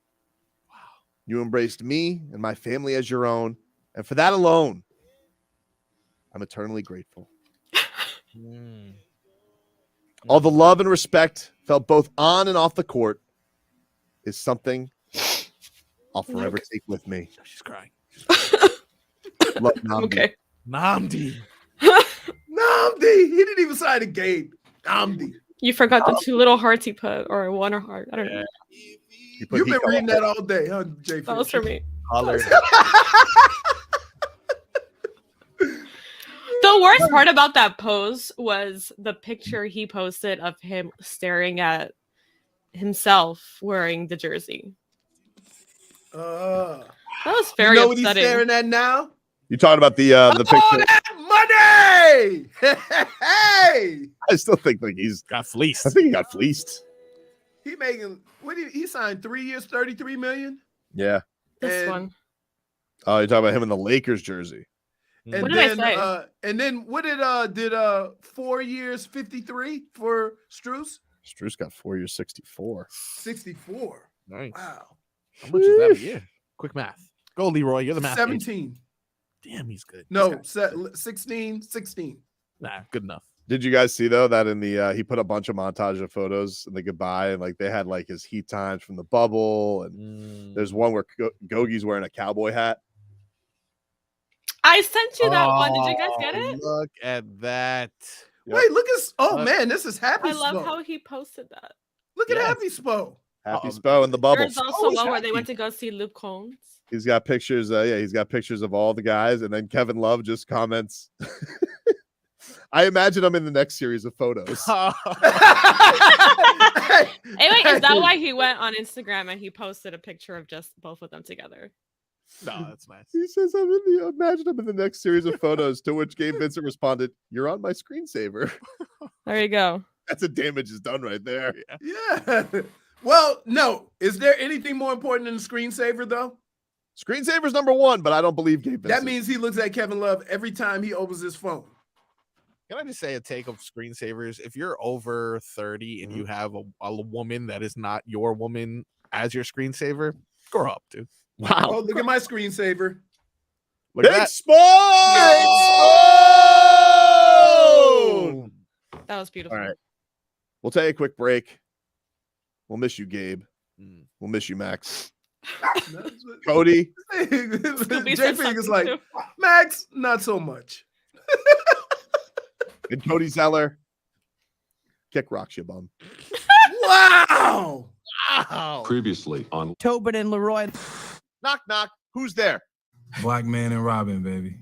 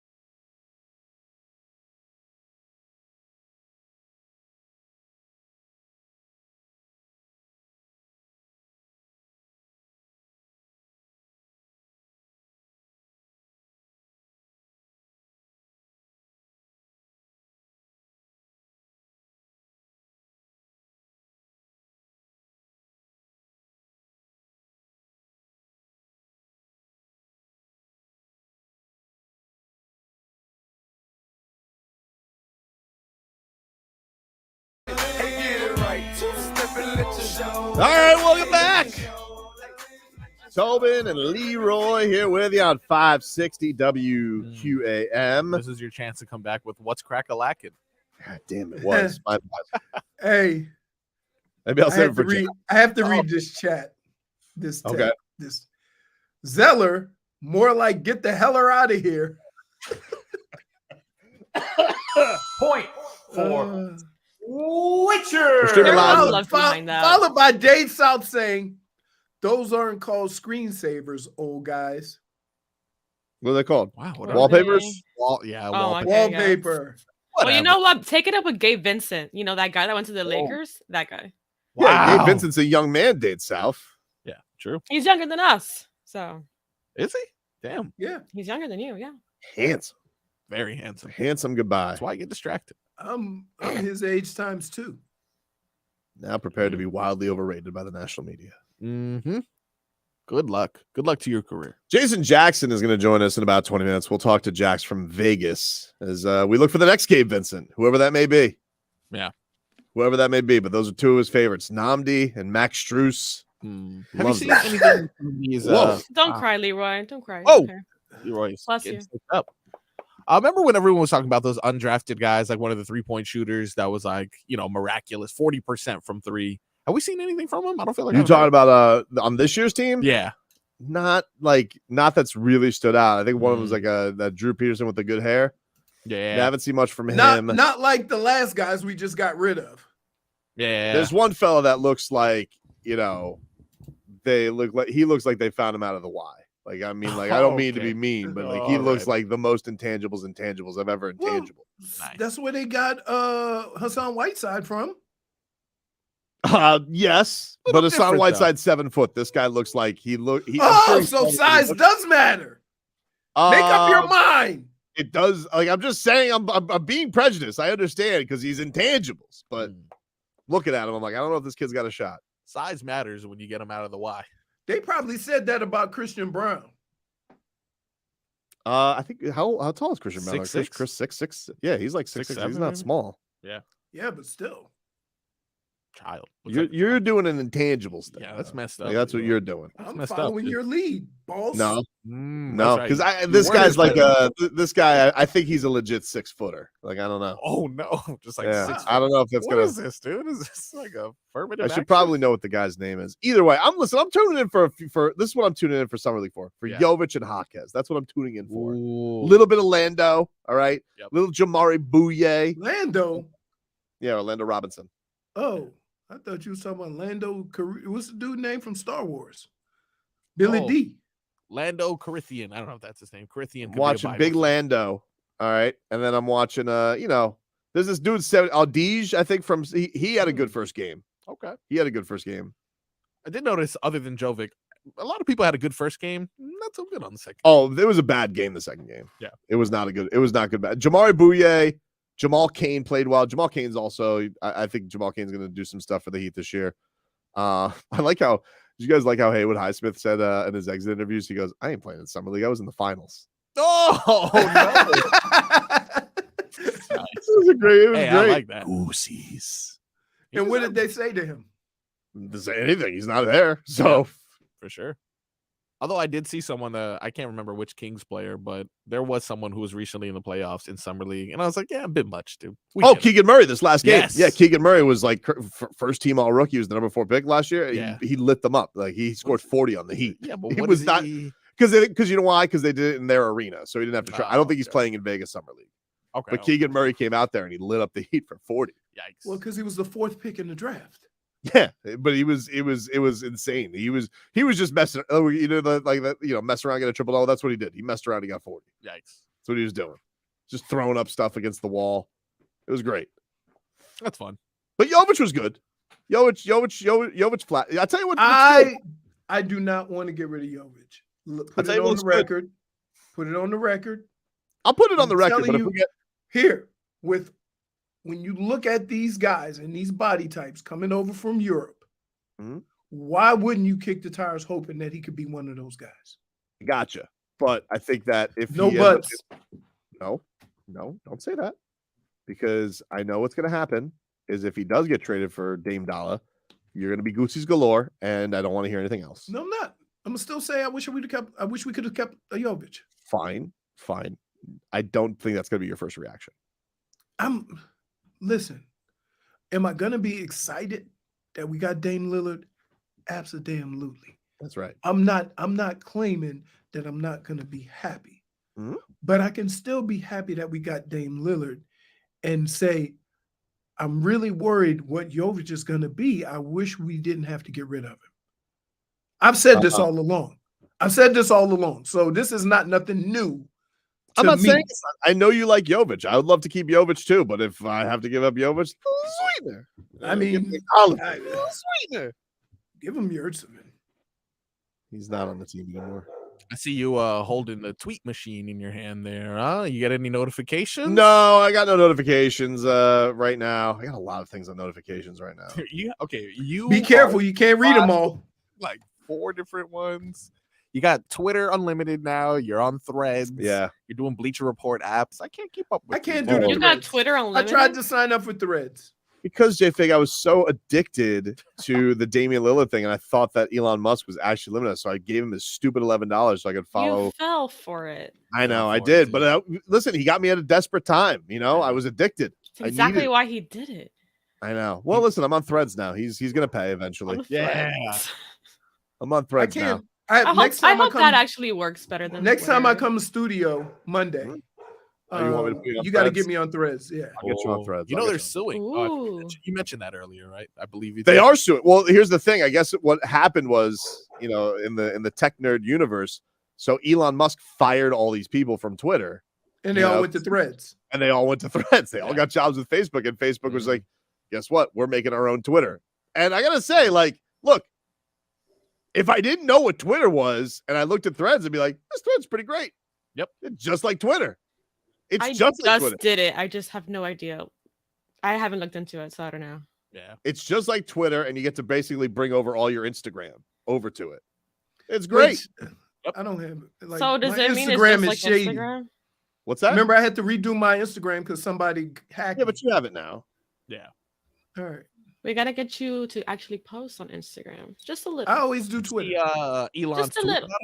No, what did he say? Elon said, competition is fine. Cheating is not. Oh. Wait. He cheated us. Like? He cheated us. You know what he sounds like? Here's what he sounds like. The guy who dumps the girl. She goes on and has success. And then he complains about the success that she's having. But I got to tell you what, Zuckerberg, playing chess, not checkers, because he distracted everybody by this stupid fight. Oh. He goes, oh, yeah. So everybody, all they were talking about, Elon Musk was sitting here training with George St. Pierre, and meanwhile, Dum Dum over here didn't realize that his website was getting jacked. Yeah, look at that. You wouldn't pay your bill. That's good fight promotion. You hoodwinked me out of $11, which means that for your pay-per-view with Zuckerberg, I ain't paying the full price. That's right. All right. And second of all, you weren't paying attention, too busy thinking you're an MMA fighter. Zuckerberg stole your idea. I actually have. Which, by the way, there's nobody better at stealing ideas than Zuckerberg. That's how he got Facebook. Wow. He stole it from them twins. Now he's tough. So now that you have premium or whatever unlimited, does that mean you come with a checkmark? It was there for a day, but then I wanted to switch my picture to a captain's hat. Oh, no. And so now it's gone. What do you mean? What does that mean? Because they got to review it. They don't want to make people doing parodies. I don't want the blue check mark, by the way. I just wanted to see tweets. Yeah. In fact, I didn't want a blue check mark because it was embarrassing because then people knew I paid for Twitter. What a loser. Well, you're literally saying it right now, so everyone literally knows saying it right now. You're paying for it. Now I don't care. I admit it to you guys. You guys are my family. Is done. Yeah. Aw.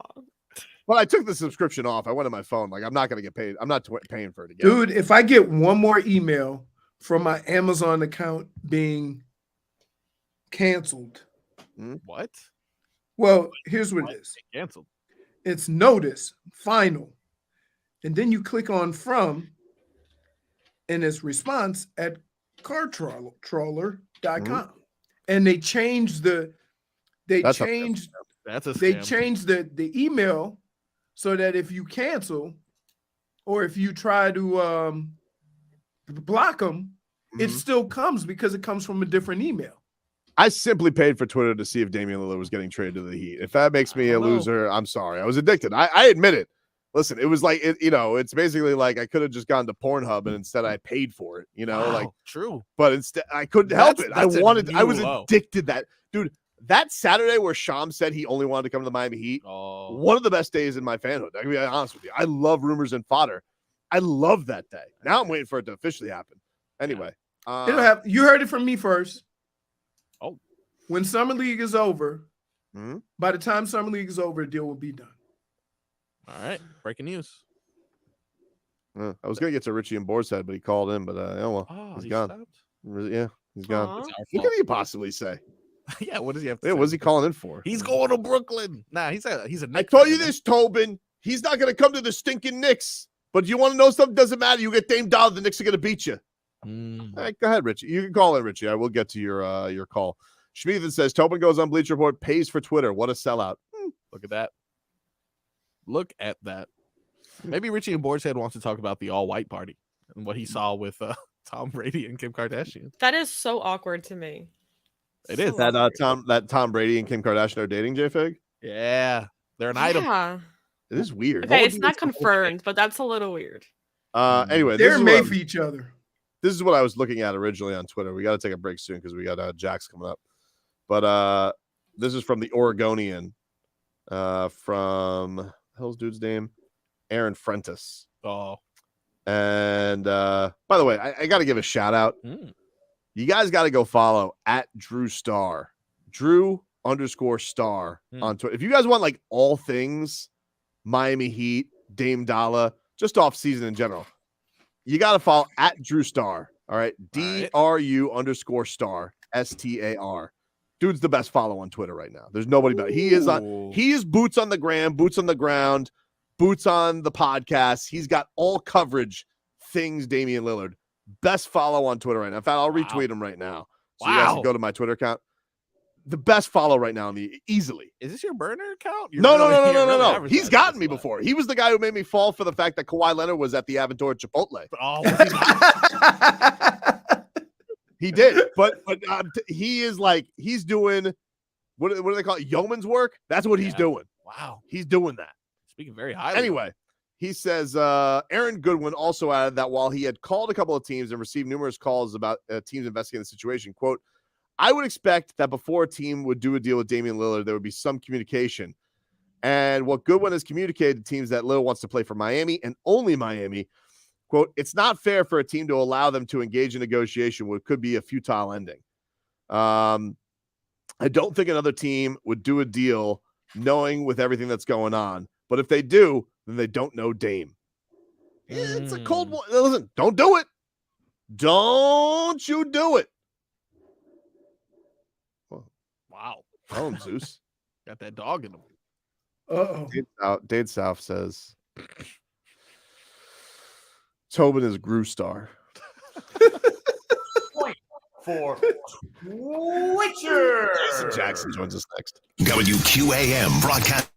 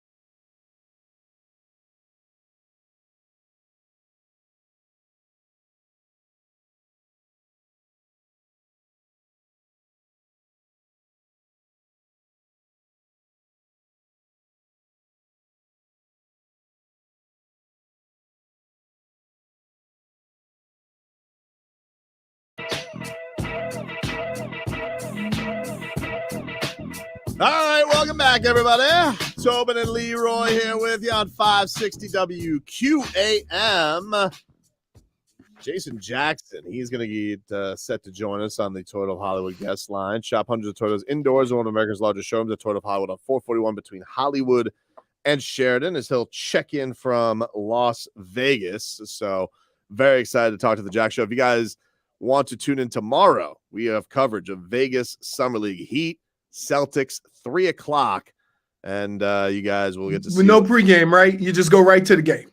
Go right to it, dude. I think it's just right. I believe Dan Day is our pregame. Dan Day is doing day and night tomorrow from 12 to 3, and then we go right to Jason Jackson from Sin City. So we got that going on. I'll be actually doing a pregame on Threads if you guys want to watch. Really? No. Is it still Archon savvy? Yeah, but I don't know if you could do things on Threads. I'm not sure how that thing works still. Trying to learn. Trying to get it all. We'll do your research first. Yeah. Get some headlines brought to you by the new Palmetto Ford Truck Supercenter. Why buy your truck at a car store? Palmetto Ford. We know trucks. I have some important non-basketball questions to ask Jax. Okay. Oh, okay. We will get to that. But first, Marlins, they start a 3-game series with the Phillies tonight. Sandman on the hill. Got to win the series, right? Big series. Yeah, you got to stay ahead of them. You got to win the series to stay ahead of them. Can I say something about this season with the Marlins? Yeah. One of my biggest critiques of baseball, too many games. Yep. But when your team's winning, pretty good. I like it every day. Yeah, pretty good. Pretty good. Watch a little and it's good when your team is good. Yeah, for sure. Most wins since 1997 before the All-Star break. Pretty good. That was a good season. Baseball every day. Marlins and Phillies tonight, 6:40. If you guys are going, it's throwback. So it's teal tonight. That's cool. Love a flashback Friday. That's you know what I like? I like the red ones, the red jerseys. I do too. What is that, Latin appreciation? It's just the city edition. City edition is the red ones. Yeah, with the I Sugar like those. Kings Did you throwback. see nice. Who had the black ones? I want to say it was like white and black. I saw them on huh? Was it the White Sox? No.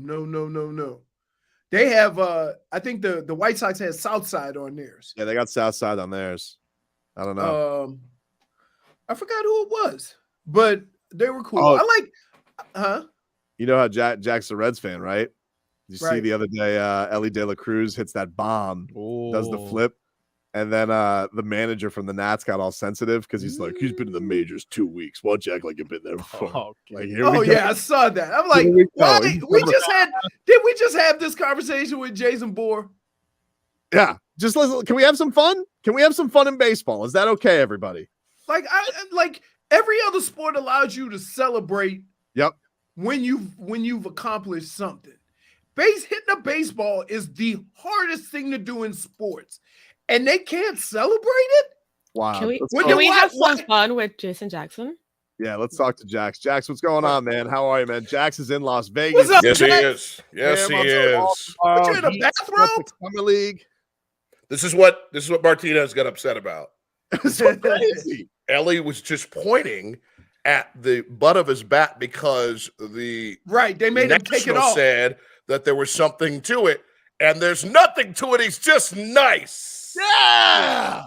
Yeah, Jack, what's it like watching him every single day? That dude's been a freak so far. What's ridiculous is he's 6'5", right? First of all, let's start off with that. And he has a twin that's 5'8".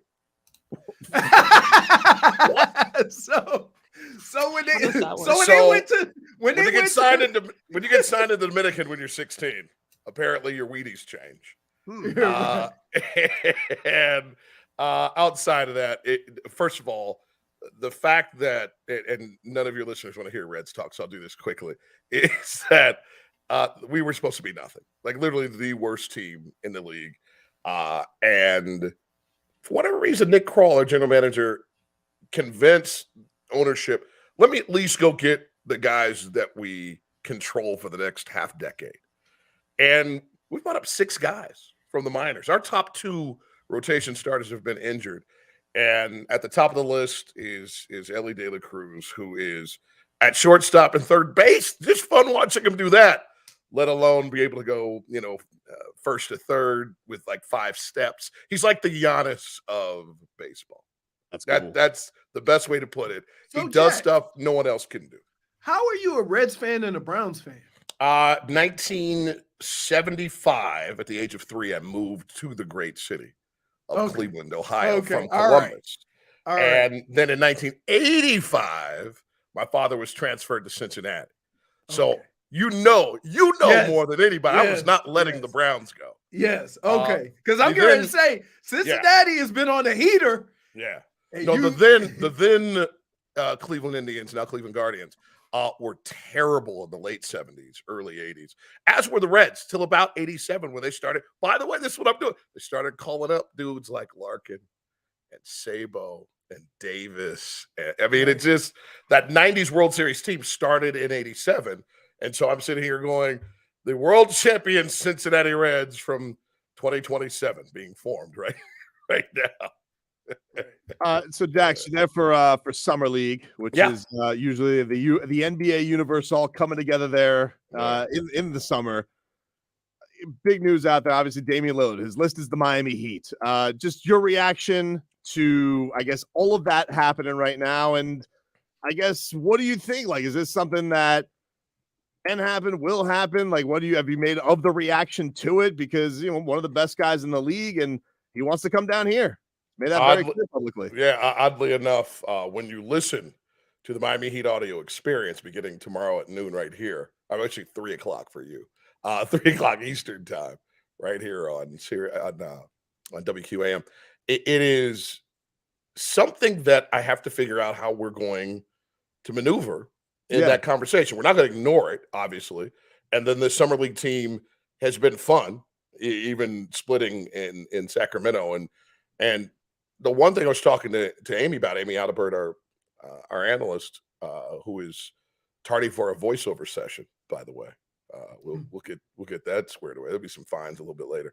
But we were talking last night about this will be the first time I ever feel unsettled about the Summer League roster and how many of those pieces will end up in training camp. You just call who's on the floor, and we'll have the discussion of. I don't think this is odd, guys. I think what you're dealing with, if you're Bob Cronin, general manager of the Portland Trail Blazers, you will forever be the dude who traded Damian Lillard. That's forever. The man needs a week or two. I'm not going to sit here and flip out about forever. And he's also going to have to bring back some goods. And it better not be a sixth grader. Right. What I mean by that is the kid who you're going to draft in 2030. Right. So that is crazy. I mean, it's only 6 years away, but the point being that it can't all be that. And while they're in a bit of a rebuild because of what we just experienced, how much more the teams value the path to a possibility through the play-in. So you now have to think differently because the culture did it to you again. So everybody, they'll roll their eyes for the next 10 days when we come strolling in with the ball and flame on our polos and whatnot. But you can roll your eyes all day long. Every time the Miami Heat does something, we do it to a level where it changes the way people look at themselves, the way that they're doing things. Might it be development and the way that we tripled down on it a decade ago? Or the way that Andy, for nearly 30 years, Andy Ellisberg, has made it possible for this organization led by Pat Riley to cut the deals that we've cut, particularly over the last 17, 18 years, but take it all the way back to the foundation builders and getting Mourning and Hardaway into the mix. And now, if you're Portland or if you are, Orlando, you're saying to yourself, let me just get in to the tournament, and I've got to have enough firepower to do that. And so he's going to want some stuff. The thing that's blowing my mind is, and I'm going to put my toes on the edge of the abyss just for a second. Oh boy. All this conversation about not wanting Tyler, you better watch some film. Yeah. Like if that's what, and again, I'm feeling nervous even going this far in the conversation, but you know what I'm talking about, Tobin. Right. Is that if it was possible to do this deal without losing Tyler Herro, that would be done. That would be done, and it's because of the unique view that we have, the biased opinion that we may have. But if you don't watch tape on that man's offensive progression over his first 4 years in this association, that's the malfeasance. And his age. Like if he ends up somewhere else other than wherever this deal, they'll regret it. I mean, forever. Right. These things have to hurt, right? These deals have to hurt for big things to happen. The only thing that bothers me is this, and I've said this over and over again. Good guys never get taken care of like the guys who are loud and make a stink. Dame Dollar has been a stand-up guy, has been a loyal guy to that organization throughout his existence in the NBA. And he pretty much put it out on the table as to how he would like things to go. They basically just said, no, we're doing it our way. And then he says, okay, well, I don't have time for all of this. Let's work something out. And they have kind of made it so that, no, we're not going to do what you want to do. We're going to do what we want to do. And I think that if he had been more difficult, like a lot of other athletes had been, this would have already been done. And I don't know why that is. I don't know, Leroy. I don't know if it would have been done again. I'm going to have some empathy for the Blazers. I get it. They've got to get this right. Yeah. Right? I just saw Air the other day, and all those Sam Bowie cuts, man, they stung. Could have had Mike. But, they didn't need another guard, apparently. But anyway, I have empathy for Blazers fans who I think have been awesome. I'm sure there's one-offs in you all's mentions that get weird. But, I mean, for the most part, they get it. The teammates get it. I think everybody gets it. But if you're looking for, like, one of those Danny Ainge ridiculous pick windfalls, one of those Sam Presti boondoggle shenanigan deals. I don't know if that's available. I mean, again, Pat's done one of the biggest deals in NBA history. Is it still the biggest deal? Like that monster deal that was done? Was it the Antoine Walker deal? It might have been the. I don't know if it's deep, but yeah, it's he with this front office, they can get weird with it. Listen, we got phones. We got line 2, line 3. Line 4, get everybody on the phone and we'll all talk about it. But I think we're going to have to be patient, gang, for that. Jax, we read last hour the goodbyes from Max Strus and Gabe Vincent. JFig's hurt. She loved Nnamdi. I know you love Max. I know you love Nnamdi too. Yeah. Happy that they got their bags, but how just your emotions that they're gone. Like they became official yesterday, and what those guys meant in their time with the Heat. JFig joined me in therapy. It's okay. Okay, just give me the information later. Join me. Yeah, no, it's going to be like a circle with candles, and there'll be brown liquor and everything. Don't worry. Perfect. That's exactly what I like. And I've been using Alto over Uber lately, so everybody will be fine. Everybody will be fine. This is how it works, guys. All 4 of you have been around enough to know that everybody gets everything the organization has, and the organization knows full well that some of the fruits of it may end up somewhere else. Right. That's if you can take the wonderment and consistency of Miami Heat development on its own, that's fine. Add to it that everybody gets every ounce of medical training, basketball, personal development in their 3 or 4 year run. Now, if it gets beyond the 4 years, then that's special, right? And we're seeing that currently with Duncan and obviously with Udonis, and it's really, really hard now more than ever. I don't know if you all started in on the lovely summer night reading that is the new CBA. Once you get to second apron, you lose me. I'm like, that sounds bad. I was sitting in a pool in Cancun with nothing to do but read that thing. And it is devastating. And teams like Phoenix and San Francisco, listen, I'm glad you got that pocket all the way to your ankle because Adam's digging in it down all the way down. And like Phoenix just said, hey, we're not even going to sashay in here. We are going to get slung shot into this second apron, which just the layers of punitive.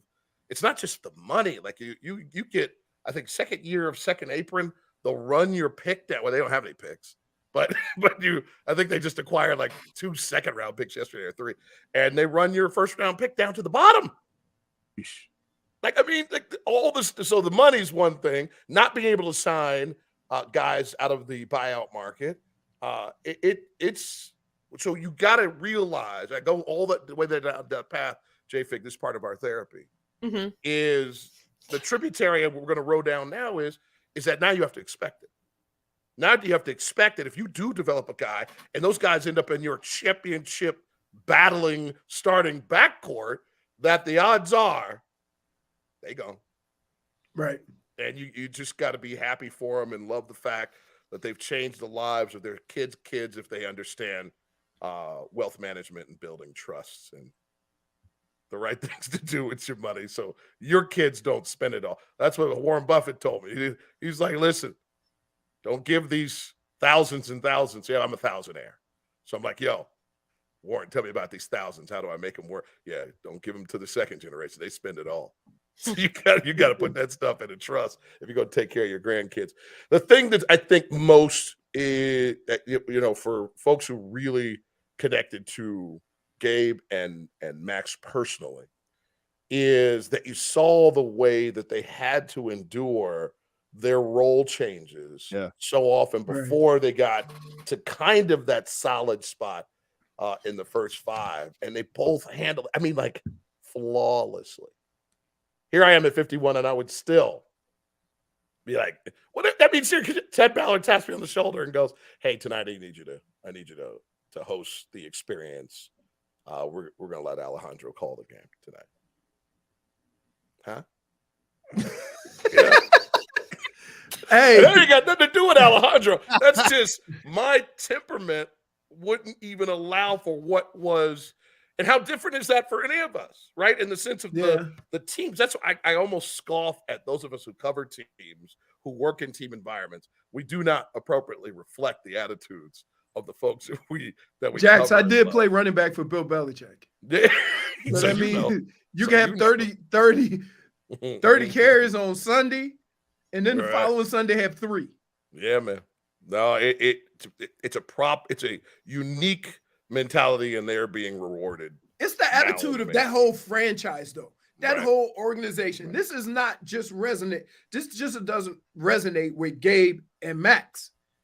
Everybody is this way. And it's something to be said about the Heat organization that not only can you get a group of men who all want to get that money because that's their profession, but to buy in and know that they're going to still get their money if they do it this way. And it's happened. And who's the most successful guy to leave like Max and Nnamdi? Because I'm having a hard. I can't think with that type of dough. They've gotten it from Miami. Yeah. Right. This is right. This is the it's weird, right? In my memory, the first Ike Austin is the one who comes to mind, and that was 2 decades ago. But isn't that weird that you? Well, it's smart. I mean, like keep what you built if you can, right? Right. Well, even Jay Rich was talking about that in his return. He was like, "Look, he wasn't knocking it, but it's just like the message he just sees like from top down with the Heat is just." He goes that organization. He's like it stuck with him, and I think he sounds excited to be back in something like that and to what he can provide. Just because that constant message throughout the team. I guess if you come into the league with that, it's something that you kind of miss when you're not here. The cool thing I think that came from that conversation, Tobin, that he was willing to share with us, is taking us back to the conversation when he got dealt for Jimmy. And Spo, and this is what you get, right? You get this beautiful foresight and vision when you've done this long enough. You just keep doing you keep growing, Jay Rich, and someday we'll be talking about a reunion. Right. And here it is. And that doesn't happen for every franchise, right? Like Right. there's guys that have been here, and how many times have we seen Bees come through? By the way, did y'all see Bees in the Pro League? Love it. I saw Miami Pro League the other night. Yes, sir. Can't wait till he's here for the big three. Jax, here's the other thing, anytime though. Super Cool Bees is around, it makes me happy. Right. But if you're a part of it, Right. Leroy, and I'll be quick. If you're a part of it and you were nurtured in it and you did your job in it, there tends to be that comes around moment that you can make a decision on. And he did. And the reporting is that he had, better financial offers, but did he have a better situation place to land? Exactly. Right. The other thing is this. He's already been through what Gabe and Strus have gone through. So his reasons for playing basketball are different now. Sure. And that's a whole nother reason. It's different. A guy chasing, he never had that big bag. Right. And then coming back after you done got the bag, and after you come back, and now you're looking for a different spot and a different reason to land in a certain spot. Being now with a team that has, in 3 of the last 4 years, defied everyone and been a part of the conversation at the highest level. He's got to feel great about that. And it just feels right. I don't want to do like the old jeans analogy, but things, they almost feel custom made when you put them on. Jax, after this past season, you needed a trip to Cancun. We all did. Yeah. So this is the beginning of my season. So that's the way we should always look at this, is that last year was the first year, as we are doing beginning tomorrow at 3 Eastern time. Sneak it in. Come on, baby. Sneak it in. Summer League calls right here and on the Odyssey app. Is that free, by the way? That's free. Streaming free. No, they didn't pull an Elon Musk. No. Oh, you're too brave. I don't know. That makes me nervous. Anyway, it's wonderful to be able to call these games in the summer, but man, when you make that run, because those are 4 or 5 games there, then 4 or 5 games for preseason, then 82 regular season games, 2 playing games, and what would 20 was it end up being? 23 postseason games. It's there's some wear and tear. Now I do my own damage to these pipes as well, so it's not just hopping on a microphone and calling 100+ games. It's the Romeo y Julieta cigars and the therapy juice JFig and I were talking about. Therapy juice. And now it's summertime, so tequila. Yeah. So oh yeah. Well, Jax, enjoy Vegas. Listen to Jason Jackson tomorrow on the call. Heat, Celtics, Summer League action. Little Jovic, little Jaquez, Orlando Robinson. See what they got going on as they have their 3rd Summer League game. And Jax will have the action tomorrow for you, starting at 3 right here on 5-6 WQM and the Miami Heat audio experience. And of course, you can listen to that on the Odyssey app. Jax, enjoy Vegas, my friend. Thank you so much for joining us. I love how Leroy and I have like the same deal, baby. Put on a little something underneath. Hey, I'm also Jax. I'm also noticing this right here. What you got? Because that's just worry, my man. That ain't nothing but some worry. That's what the old folks used to tell me. Every white hair is one thing that somebody got on my nerves about. I ain't got no black hair, so you know where I'm at. Oh, it's always a pleasure, gang. Thanks for having me. Take care, See you in therapy. All right. Back after this. That is hot water, baby.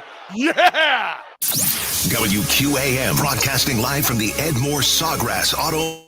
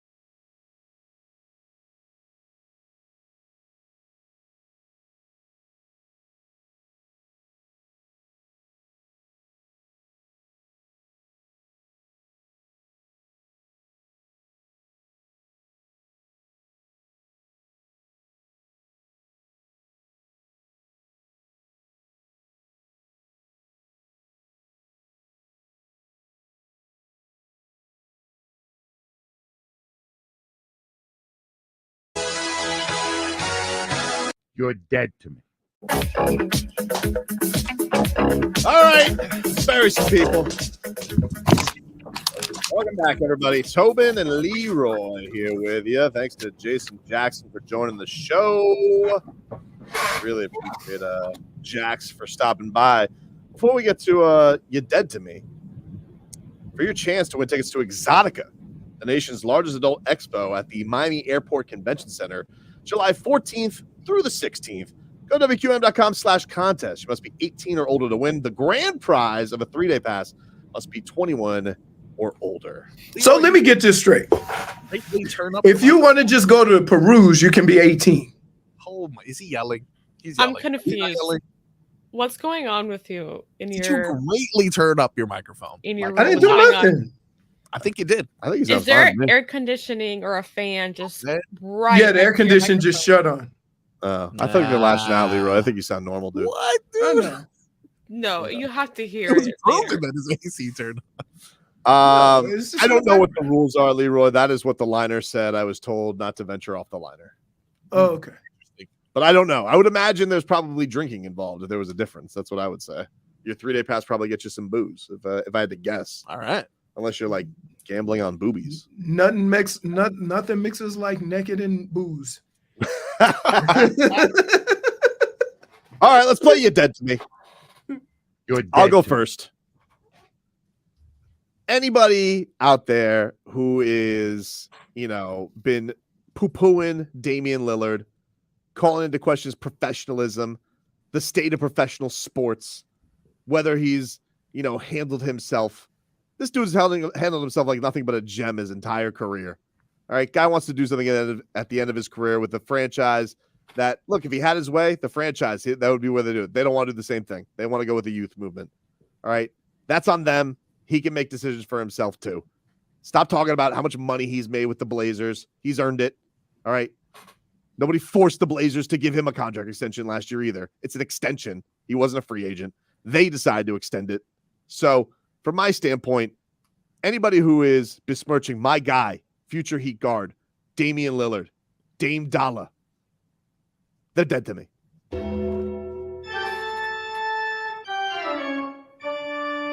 You're dead to me. Bum. I'm going to take it one step further. Oh. There's very few guys in sports throughout their whole career that we have said that guy has been a staple of a franchise, staple of an organization, and an all-around good guy. We've had a few here, right? We're talking about UD. Now, what if UD was a top 75 player all time? Right? That's what Dame Lillard is. My dead to me goes to Portland for this reason. You're dead to me. You don't come out and do any other thing other than acknowledge what that man has done and do everything you can to make it work both for you and for Dame Dollar. And that's the message you send. You don't send the message that, oh, we're doing everything we can for Dame. No, you're not. The rules were already on the table. If you draft and go youth, I won out. We all knew this before the draft. So when Scoot was picked third, we all knew what was coming. Why mysteriously didn't their GM know? And he acts shocked.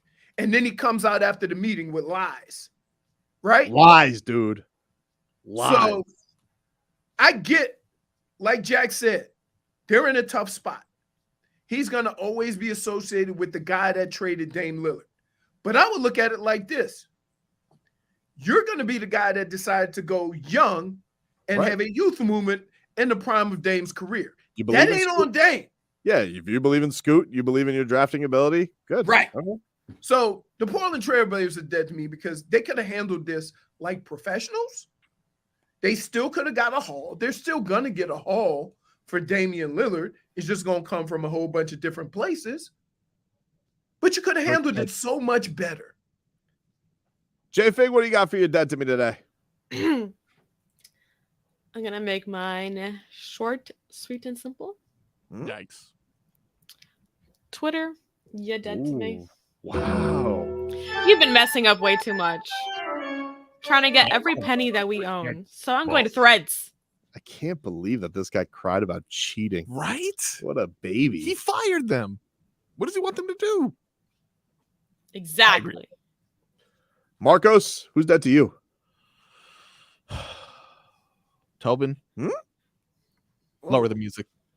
But you have the Tobin? Fine. I love this station. I love the people that work here. But something came to my attention on a commercial break. What's that, dude? What the hell are we advertising here? I'm going to play a promo, the first 8 seconds of it. Okay.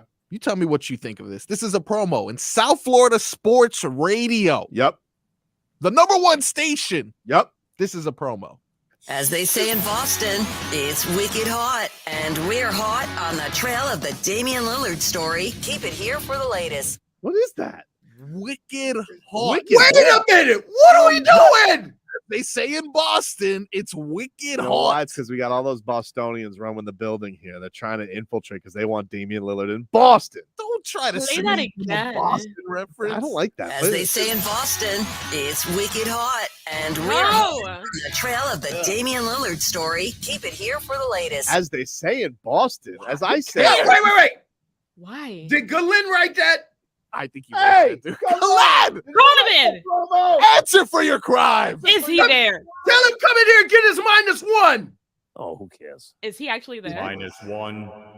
Yeah. As they say it, I like that Wait a minute. promo. That sounds good. I like that. Maybe Dame Dollar will end up in Beantown.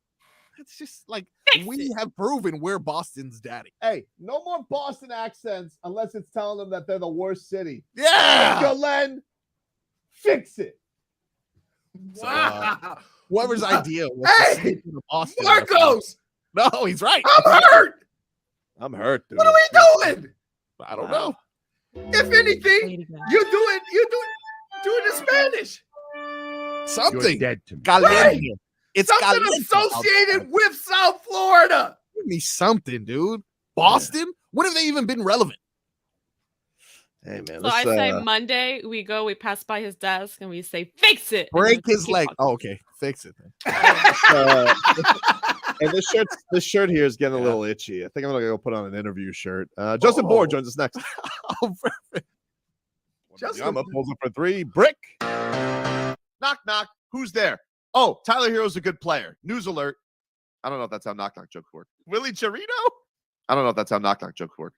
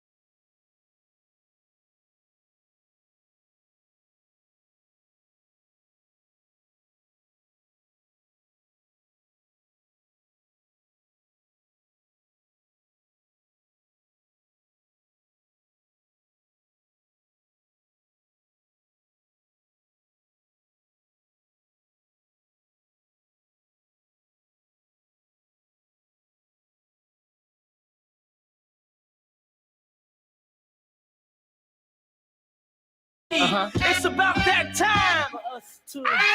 Welcome back.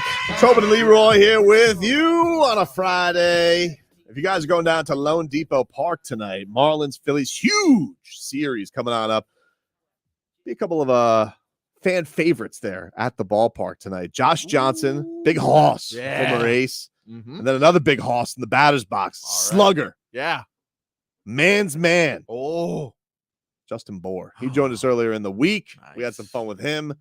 Here is the former Marlins slugger who joined us here on the Tobin and Leroy show.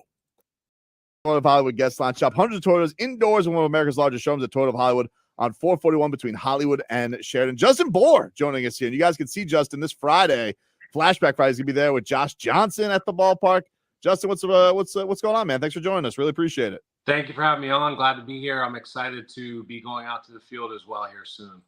How, is this your first time back, Justin? You had a really great career with the Marlins. Is this your first time getting a chance to go back to the ballpark and see the fans? It'll be the first time I've been back. I was there in 18 with the Phillies for a brief period, but after that, this will be my first time back in Miami. You still got pine tar in your hands for not using gloves? I was looking at some in the garage. I was thinking if I could throw a little bit on the bat here. It has to be. I mean, there is no indication of how strong a human being is. I was thinking I should make my own cologne or something like that, some pine tar scented cologne. It just reeked on me like for days.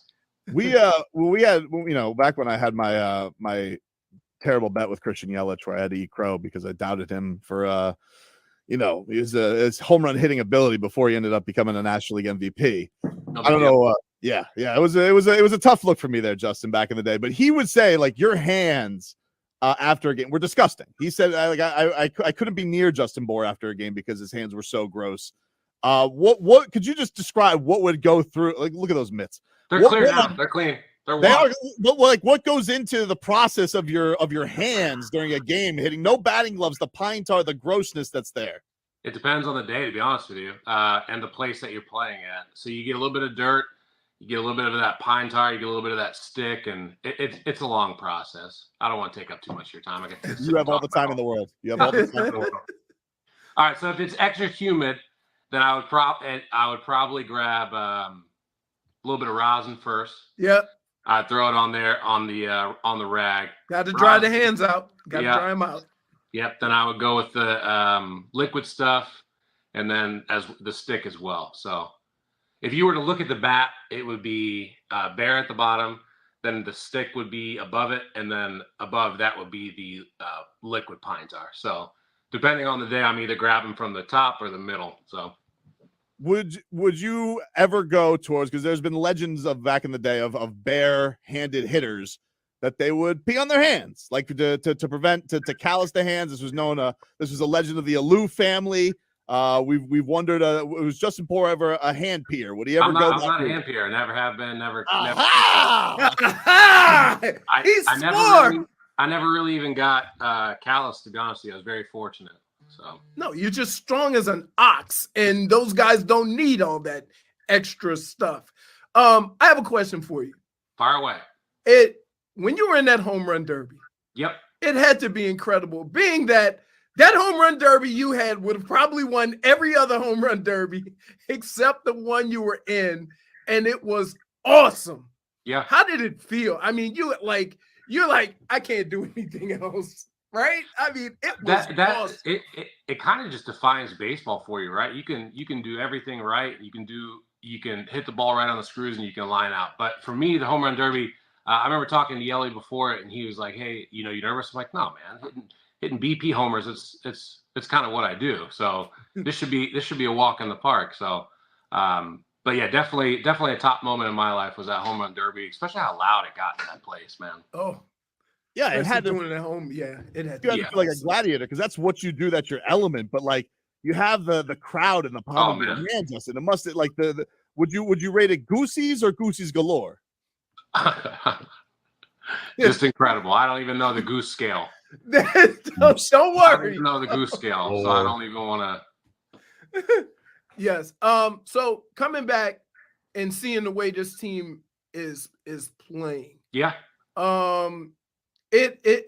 it's pretty amazing. Is it amazing to you how quickly things can, turn around? Because you bring guys in and you expect them to do something. It's no guarantee they're going to do it. But it seems like this year, every guy they brought in the last couple of years is doing pretty close to what they were brought in to do. How does that look from, the outside? It's like, oh, they put it together, or these guys are starting to get comfortable, or is it something that's just a new voice? Well, that is. None of this stuff really happened overnight. Obviously, it kind of shows now. People are seeing the product on the field, but you ask any Marlins fan, this has been a long journey for them. They've seen a couple tough years, but obviously right now it's a very exciting time to be a Marlins fan. I've always kept tabs, always watched, and obviously Kim's brought in some great players, made some good trades, and Skip's doing a great job of heading the team right now. So it is a good time to be a Marlins fan, and good to see what they got going on. How do you feel is that process, Justin, of like they just had a series this weekend against the Braves where they got smacked, and the Braves have been killing everybody. Braves are very good. Braves are very good. How do you put that behind you right away? As just like, it's just one series. Maybe we'll get another chance to face them in the postseason, because every other team, the Marlins are working this year. They're the only team that seems to have their number this year is the Braves, even though the Braves are very awesome. How do you not let something like that dwell on you as a team? That's the great thing about baseball. It's the next day. You take it for what it is that day, and you move on to the next day. It's not like other sports where you got to wait a week to play. It's, hey, we're hopping on a plane and we're flying out. We got to play tomorrow. So it's easier to move on in baseball than it is in other sports. Because you play so much. You got another game coming. There's no chance. What's the point of dwelling on it? Because you gotta get 5 at bats again the next day. Does the same apply for batting, for hitting? Like, oh yeah, when you've struggled, oh, man. Is it hard to just get out of your way and just go out and play? They keep coming no matter what. It doesn't matter how many bad at bats you had. You're gonna get another one. Your spot's coming up. So you better move on, or you're gonna be in trouble. 0 for 5 can turn into 0 for 20 real quick. How has retirement been, man? You officially did step away this year. What has it been like? Well, I got released from a team in Mexico last year, and another team was trying to pick me up there, and I just kind of decided, like, hey, it's I feel like every player comes a time where it's like, hey, I know it's time, and so I retired, came home. My wife got an opportunity to do a job reporting immediately. So we left our place in Northern Virginia. We moved to Virginia Beach, where she started reporting there. And now we're actually back here in the Northern Virginia, DC area, and she's working for DC News Network. And I'm full-time dadding. So my work hasn't stopped. My workload has actually increased since I retired. So you probably have not as planned either. Yeah, it's not as planned. No, not as planned. Not as much sleep. I used to sleep. I don't sleep anymore. There's no more sleep involved with kids. Yeah, you want two professions that can travel. TV reporting and baseball player. Like, you guys are going to be. You guys are going to run all over the world together. I'm hoping to set some roots here. We've been moving for a really long time. I haven't been in one place for more than 6 months for, I don't know, I want to say 20 years now. So it'll be good to get settled for a little bit. Did you feel weird with baseball season starting, or are you over it? No, I'm not over it. And I think a lot of people, they go through different stuff. I've been following, because I was overseas. I was in Japan, I was in Korea, I was in Mexico. I've been all over the place. So I always kept watching MLB when I got a chance to. And I feel like I haven't really left per se, but I'm enjoying it. It's just right now I'm finishing up my undergrad degree at George Mason and figuring out what's next. Do you like, when you're traveling the world, like you're going to Korea, Japan, what is the thing that stands out to you about baseball internationally from after your successful MLB career? Like, what are the things that you're like, man, I can't believe baseball is treated this way around the world? How good it's gotten, how good the leagues are. The NPB in Japan is no joke. I mean, obviously you guys watch the WBC. I'm assuming Japan, they got some real talent over there. But yeah, I think it's just with how good those leagues have gotten, how competitive they are. Do those other leagues have the unwritten rules? I'm about tired of those. Different unwritten rules. Different, really? Yeah, of course. Really? Because I know when you're watching Korean or Japanese baseball, they hit a home run. It's a celebration. They enjoy that. And hey, Mexico is even more. They'll bat flip with the best of them in Mexico. Oh my God! Like, do you remember ever angering anybody with a real bat flip that like just really got under somebody's skin because they deserved it? I don't think I ever got under anybody's skin with a bat flip, because I always was a person who's like, it depends on the moment. If I'm hitting a 1-run homer, there's 100 people in the stands or something like that, I'm not going to bat flip. But if I hit a big home run, I would, give a little extra. It depends on the situation. Well, I always said if I was a baseball player and a pitcher can do hip thrusts when he strikes me out, if I hit one 400 feet, you getting my best work. Tit for tat, yeah. Yeah. You guys can watch Justin Bour this weekend. He's going to be at Lone Depot Park with Josh Johnson. Flashback Friday coming up for the Phillies series here. So you got one of the best sluggers, one of the best pitchers there to meet over at the ballpark. Justin, we really appreciate the time, man. Thank you so much. Thanks, Justin. Appreciate Thanks for having me, guys. All righty. There you go. Justin Bour. Always a delight. Still like him. Not a hand peer, though. Not a hand peer. Not a hand peer. Wait a minute. I apologize. Wait a They minute. do look soft. You think with how we do our show and we have guests on that we were a little too excited about non-hand peeing? Because me and Marcos went into full. Yeah, it was an investigation. He did have beautiful hands. Mitts. Yeah, I mean, those are some mitts. Mitts. Holy smokes. If he was a hand peer, he wouldn't have been able to wipe his face down like that. True. I didn't realize it was that intense of a process. He said he had 3 layers of grip. Yeah. Because impressive. Here, let me explain something. You put the rosin on the bag to get the sweat off your hands, right? Wait, yeah, I heard him say that. The what? Let me. The rosin. You know the rosin bag that the pitchers use on the mound? I just same thought that thing. Bag You pat your hands down with the rosin, and then you go however sticky you need it. You got the liquid or the stick on near the handle, and then you got the extra sticky stuff down by the barrel. That's so you see them patting all around trying to get that good feel, but you have to be a different level of strong to grip a baseball bat because there's no ridges on the bat. It's smooth. So yeah. Not a hand peer. Not a hand peer, dude.